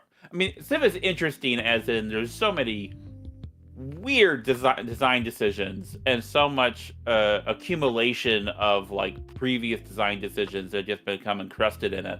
So it's interesting in that way, but I've been a lot more interested with Endless Legend and Endless Space, but you had to give me a foundation so we knew what we were talking about, right? So we had you had to have the common understanding so that we can, when we're looking at some of the older stuff, you can see like, okay, this is how that got like that. And so you can understand the ways in which the Amplitude stuff differs from Civ, at least until the next generation of Civ games comes out and steals all their ideas. I mean, yeah, no. I mean, you're right. We all saw it. We all saw that Civ 7 presentation. Yeah. Honestly, it is being pointed out that that you might get more out of the Paradox, the grand strategy type games than I traditionally have. That might be interesting. Amabel plays Crusader Kings or Hearts of Iron or something. Okay. Europa Universalis. I don't even know what that one is, but I know it exists. So Ivan says his copying ideas can't be stolen. This is certainly something that I think about a lot as a board game designer. You know, actually there was a controversy recently in board games about a new game that used a movement system from a previous game, and like I generally agree that, you know, you can't own a mechanic, you can't own an idea or even an approach, but I agree with that to an extent. I have different standards for large corporations than I do for people, and maybe that's hypocritical of me. I don't know. I think Nick has really closed the book on this. That argument is. Yeah, all games, including board games, are Doom clones. That's fair. Because it's like you're the Doom Marine playing the thing, right, in first person. So. Oh, okay, I got it. Yeah, I think overall, and to be clear, when I say offhandedly steal all their ideas, I'm certainly not saying that I think the Civ people should be going to jail or anything, but I do think it's a little frustrating that like Civ keeps lifting so much from Amplitude, and in particular like this core system that was designed to be like this is the thing that differentiates Humankind from Civ, and then to have the 700-pound gorilla of the market just come over and sit down on it and be like, well, actually, that's ours now. That's what we do now. It feels a little bit like the little guy getting kicked in the head to me. That's all. So where I find it, so two things. First of all, watching that presentation with you, Yeah. whenever it came out, and you being like, your reactions to it, and you explaining, hey, this is from Humankind and this is from Humankind, it made me a lot more interested in wanting to see Humankind. So I'm really looking forward to that. I want to say that first of all.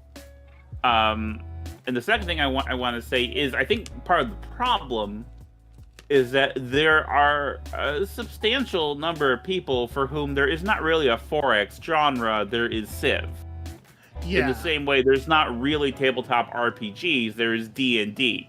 There are people who only So part engage. of it is absolutely me responding to that like inequity more than anything else. I'm basically just being a bitch. I'm sorry. I'm being bitchy. No, I like it when you're bitchy. It's hot and turns me on. While we're sort of wrapping up this portion of the stream, I will say, so I intended to do my initial plan here was to have like a little PowerPoint presentation because I thought that would be cute, not because I thought it would be valuable necessarily, but just because I thought it would be a funny thing to do. I ended up not doing it because I got bored because I have ADHD and I got bored. But I did create one sight gag. Okay. I did get to the point where I had created a sight gag, and so I will now for the stream display my brilliant sight gag, and we'll see if anybody likes it.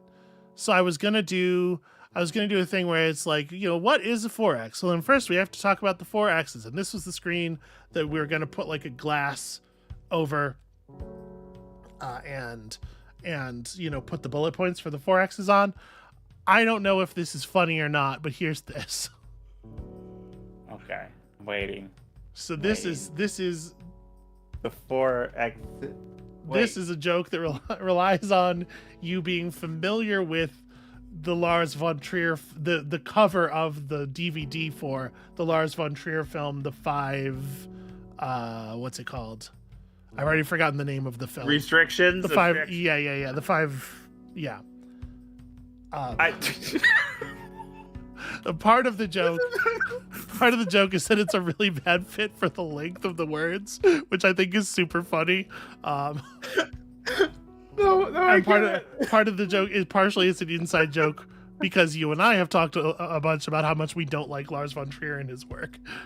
Yeah. So, yeah. That's what was going on there. And then of course I have Darkwing Ducked him because I believe he is a sex pest of some kind.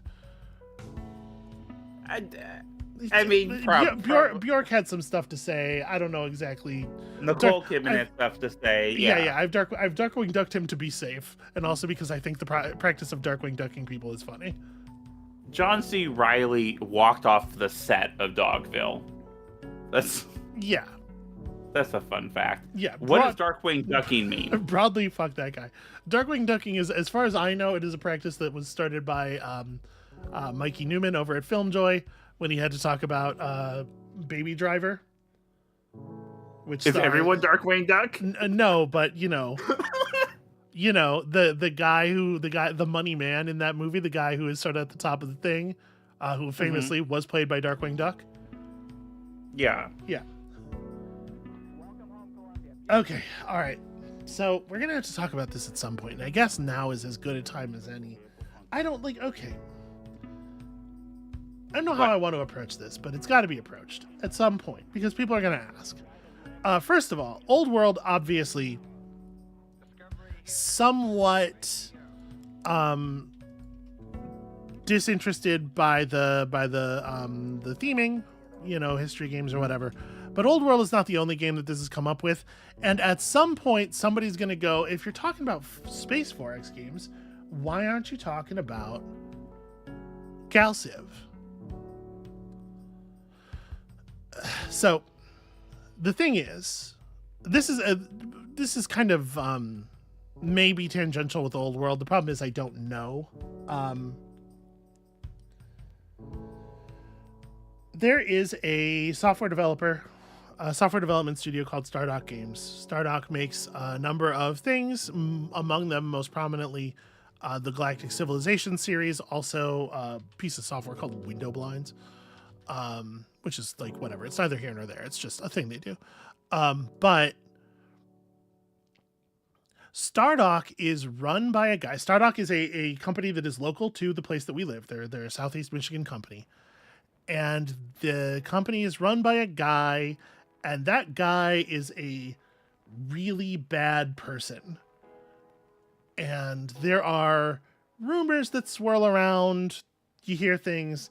But in particular, because I went to school I was going to be a game developer. Because I went to school for game development type stuff in Southeast Michigan, I was taught by people who had worked at Stardock. I met people who had worked at Stardock or who were working at Stardock while they were in classes with me and stuff. And so I heard even more stories. And I am uncomfortable doing things that direct money and attention to things that are enriching that dude. And I don't want to get really a lot more specific. I kind of don't even want to say his name because he is famously aggressive with the harassment mobs. And okay, I mean, Andrew Dunn knows who I'm talking about. Y'all probably know who I'm talking. It's fine. It's fine. Here's the thing about Old World. That guy co-founded Mohawk, the studio that developed Old World, with what's his name? The other dude. The guy who is still in charge, I think. And I don't know what that arrangement looks like, but I know at least at some point, Soren Johnson, thank you.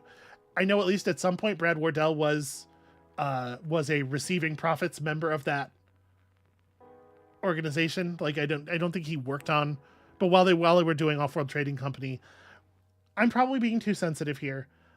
But I just really don't want to do anything that enriches this guy or directs any because I know he's using the money for evil. I know that he is, like, he's a very on top of all the interpersonal stuff I've heard, he's a very right-wing guy. He definitely so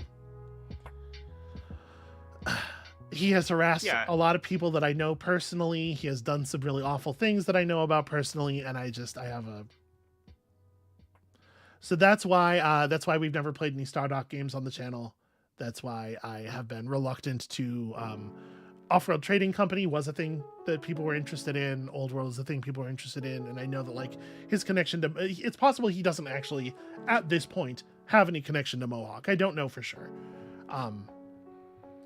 But this might be a thing that I put more effort into looking into. If Old World was a thing that appealed to me in other ways, I will admit part of it was just like, oh, it's another historical strategy game. I just kind of like,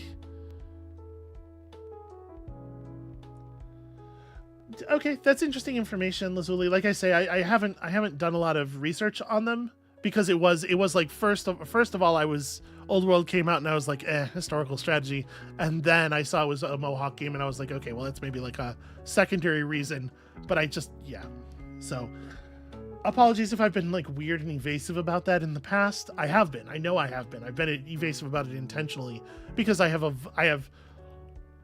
wrote a post at some point on the subreddit where I took some pains to avoid typing his name because I know he aggressively name searches and again loves to run a harassment campaign, especially against marginalized people and especially against women. So yeah, no, I mean that makes, like, there are definitely to some extent it's safety and to some extent it's spite. I'll admit that. Like, fuck that dude though.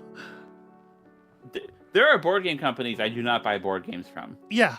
You know, there's one particular board game company which is like the largest company in my space, and for reasons that I'm very careful not to talk about because I will get harassed for it, I don't buy games from that, and that's perfectly reasonable. One of the things I actually really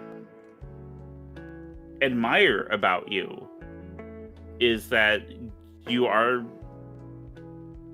very careful about who you direct money towards. You know, you're very. I really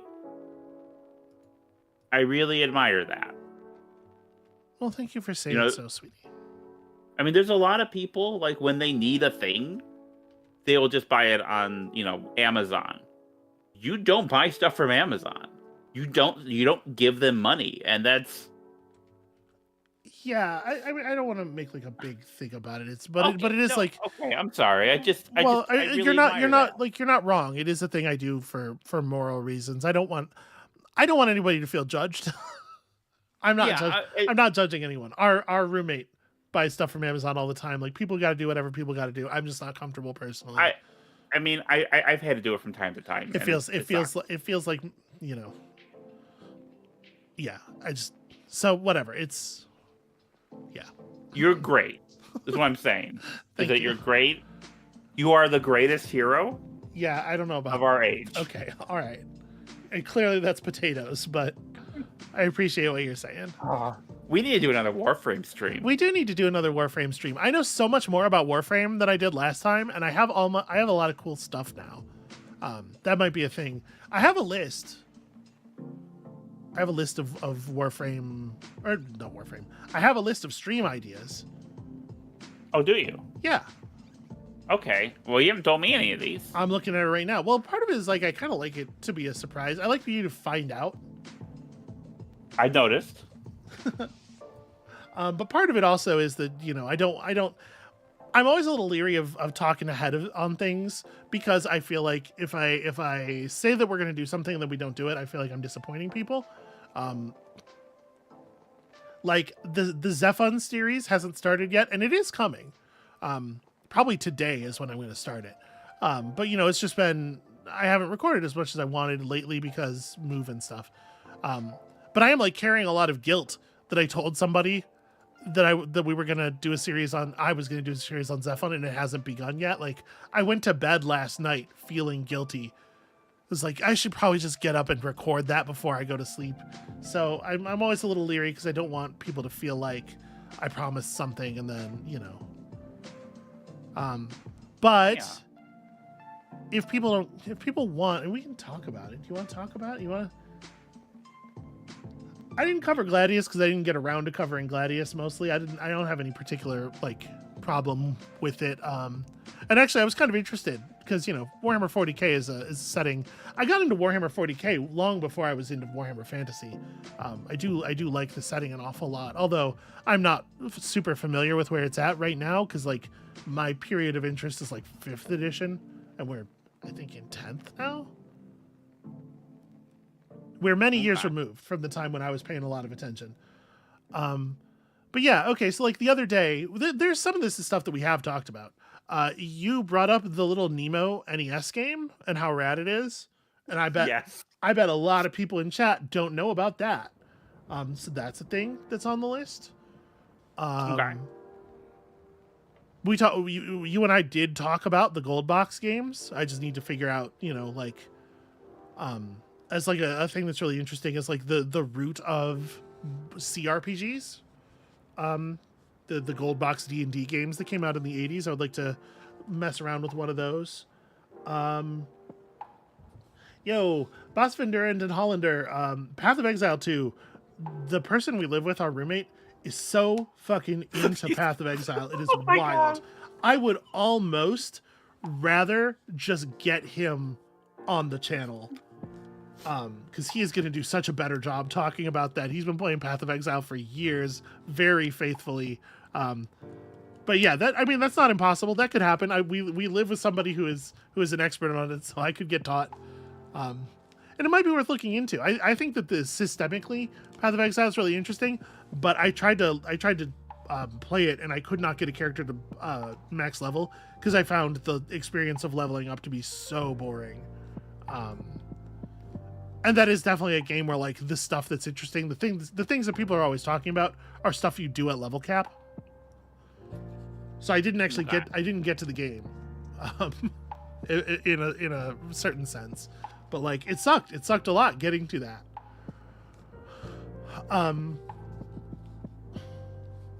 The Path of Exile is a 4X because all 4Xs are Doom likes. Yeah. I think we've established. Jet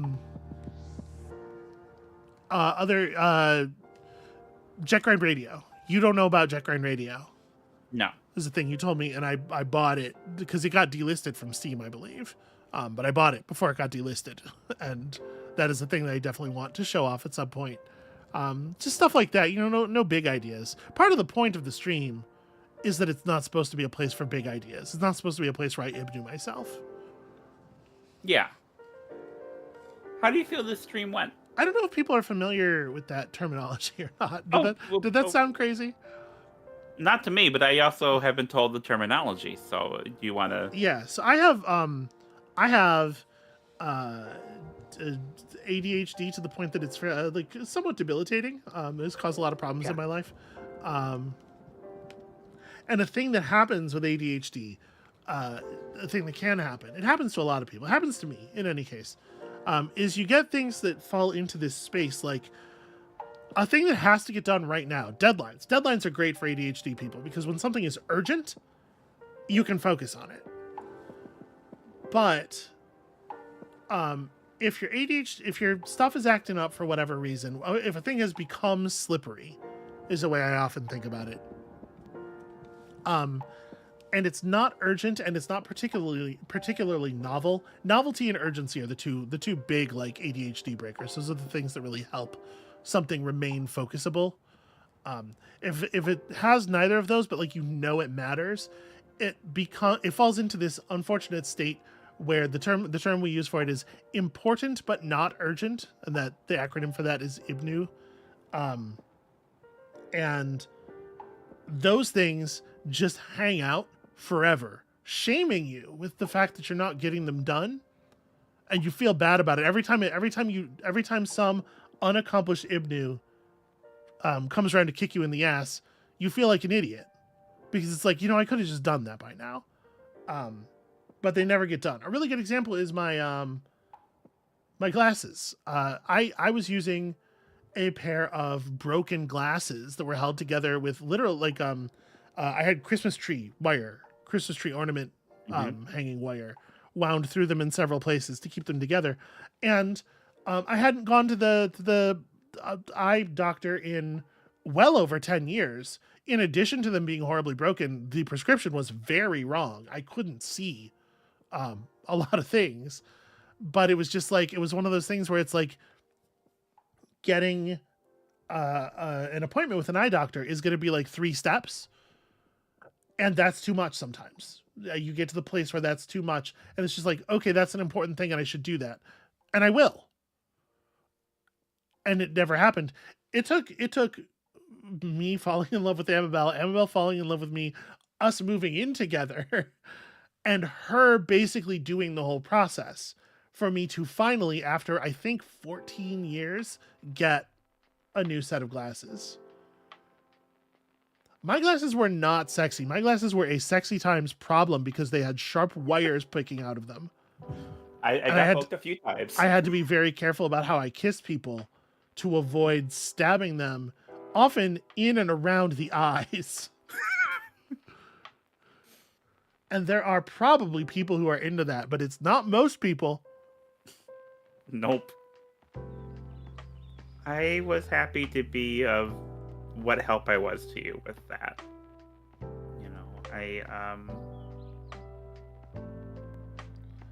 Everyone needs a little help sometimes, Nope, no, that's very kind of you to say. Nope, no says that it's not something to be ashamed about, and it shouldn't be. But as a person who, like, when it's happening to you, it is so easy to get like buried under a mountain of shame, because it's just like a thing like that. It's just not that hard. It's not that hard, theoretically, to make an eye appointment, right? And my insurance is, I have a kind of insurance that covers, fully covers the cost of one eye appointment per year and the replacement glasses. Like, it wasn't a money thing. All I had to do was find a place that took my insurance and make the call. And because it does feel like a small thing, you do feel ashamed. Every time it's like, I can't believe I haven't done that yet. Every time you go to kiss your loved one and you accidentally stab her in the face because you couldn't get your shit together enough to make the one phone call to a stranger. Like, it really is, you get a lot of shame, and it builds up because you end up with this huge list of things, each of which is a tremendous source of internal shame. And each one kind of multiplies the feeling of the other ones, because like if it was one thing, that would be like one weird thing, but altogether what it means is you are worthless and useless, and it's very hard to get over that kind of like negative self-talk with it. Yeah, so Oh, sweetheart. sorry, I try not to talk about my various neurological challenges too much because there's no way to do it without being a huge bummer. But that was germane though. Yeah, and you're allowed to be a bummer sometimes, you know? Yeah, I think you're great. I appreciate You do so many things I could never do. the people are not here. This is an entertainment product though, in the end, right? Like the people are not here Okay. to be bummed out. I want to be fun Oh, on the channel. okay. Well, that's not. What? So when I design board games, I do them to bum people out, and maybe that's the problem I've been having, is that people aren't there to be frustrated, irritated, and sad. Maybe I should do that less.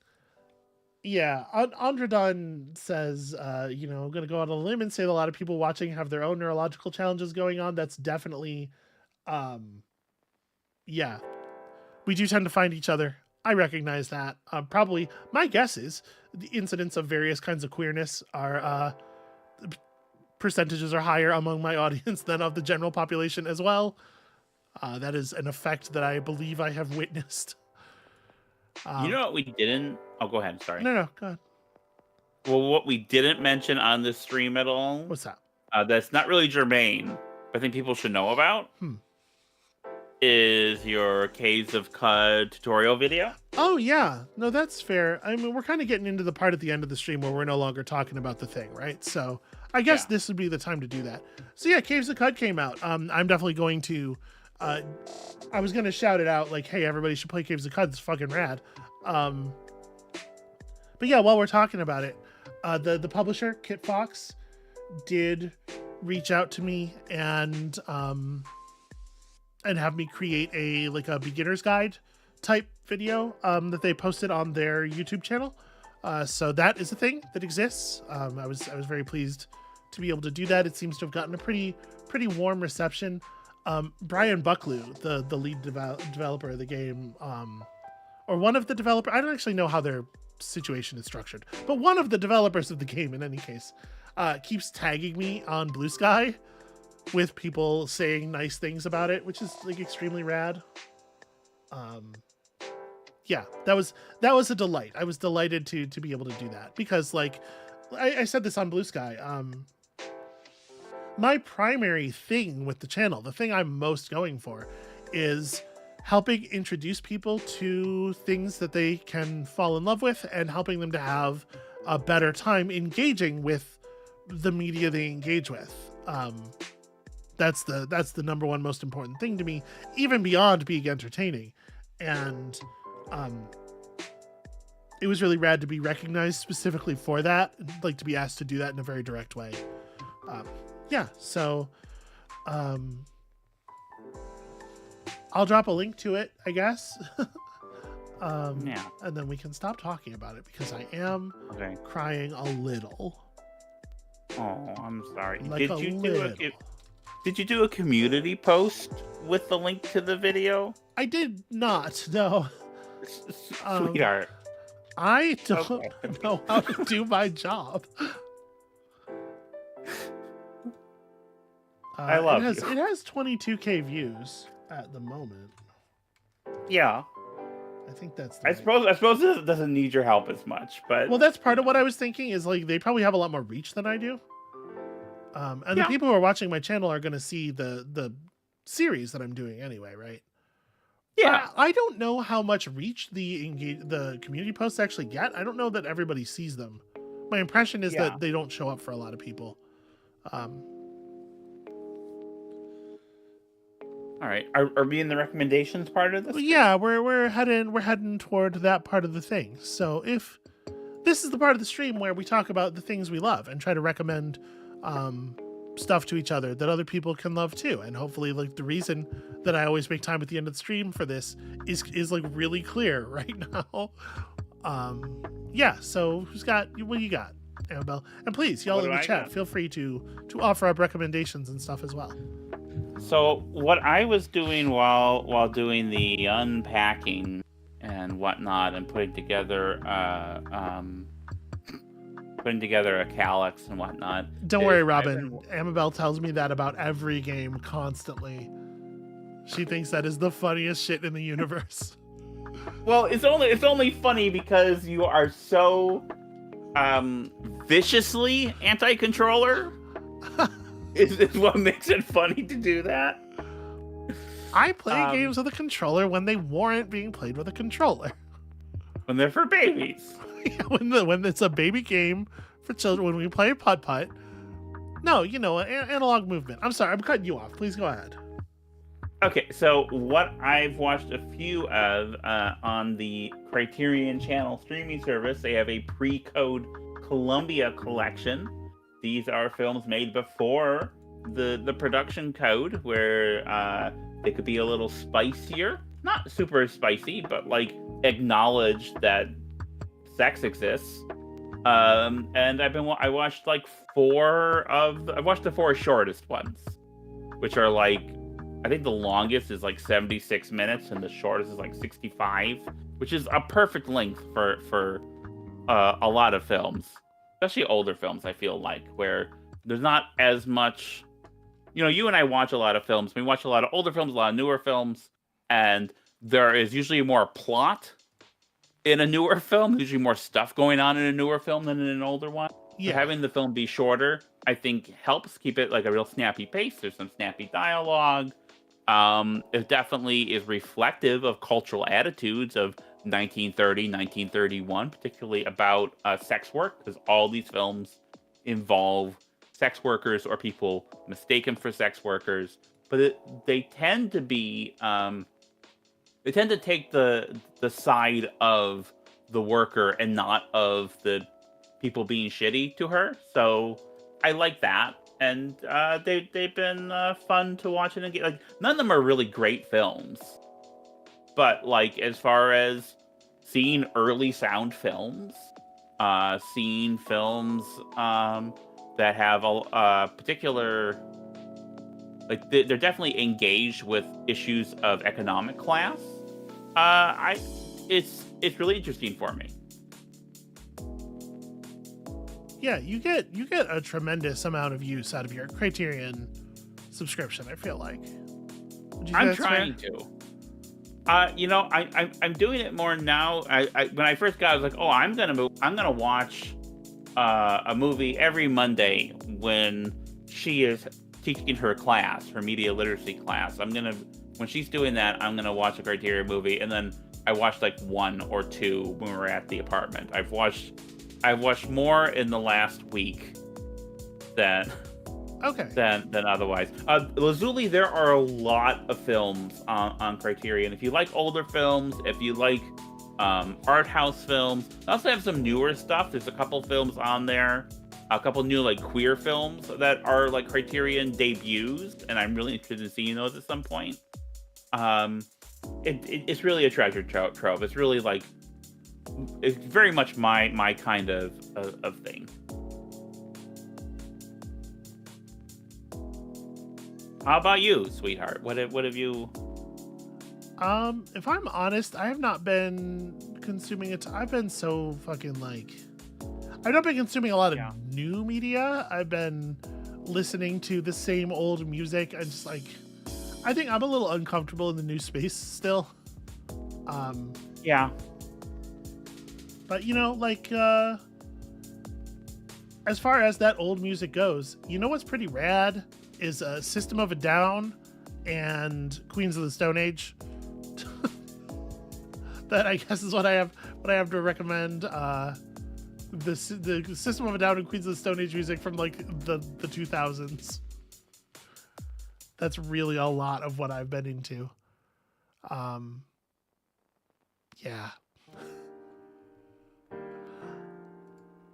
Once again, I've had one of these weeks where like every new kind of thing that I watched I didn't actually like, and so I don't want to.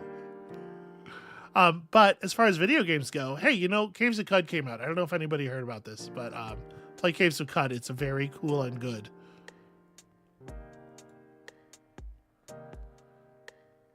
Oof, yeah, I felt very overextended for about a month now, and I'm happy that things are calming down. Yeah.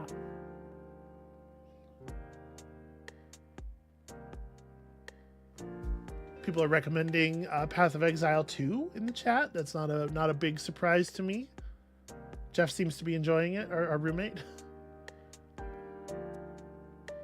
By the way, it was very kind and sweet of you to call it my media literacy class.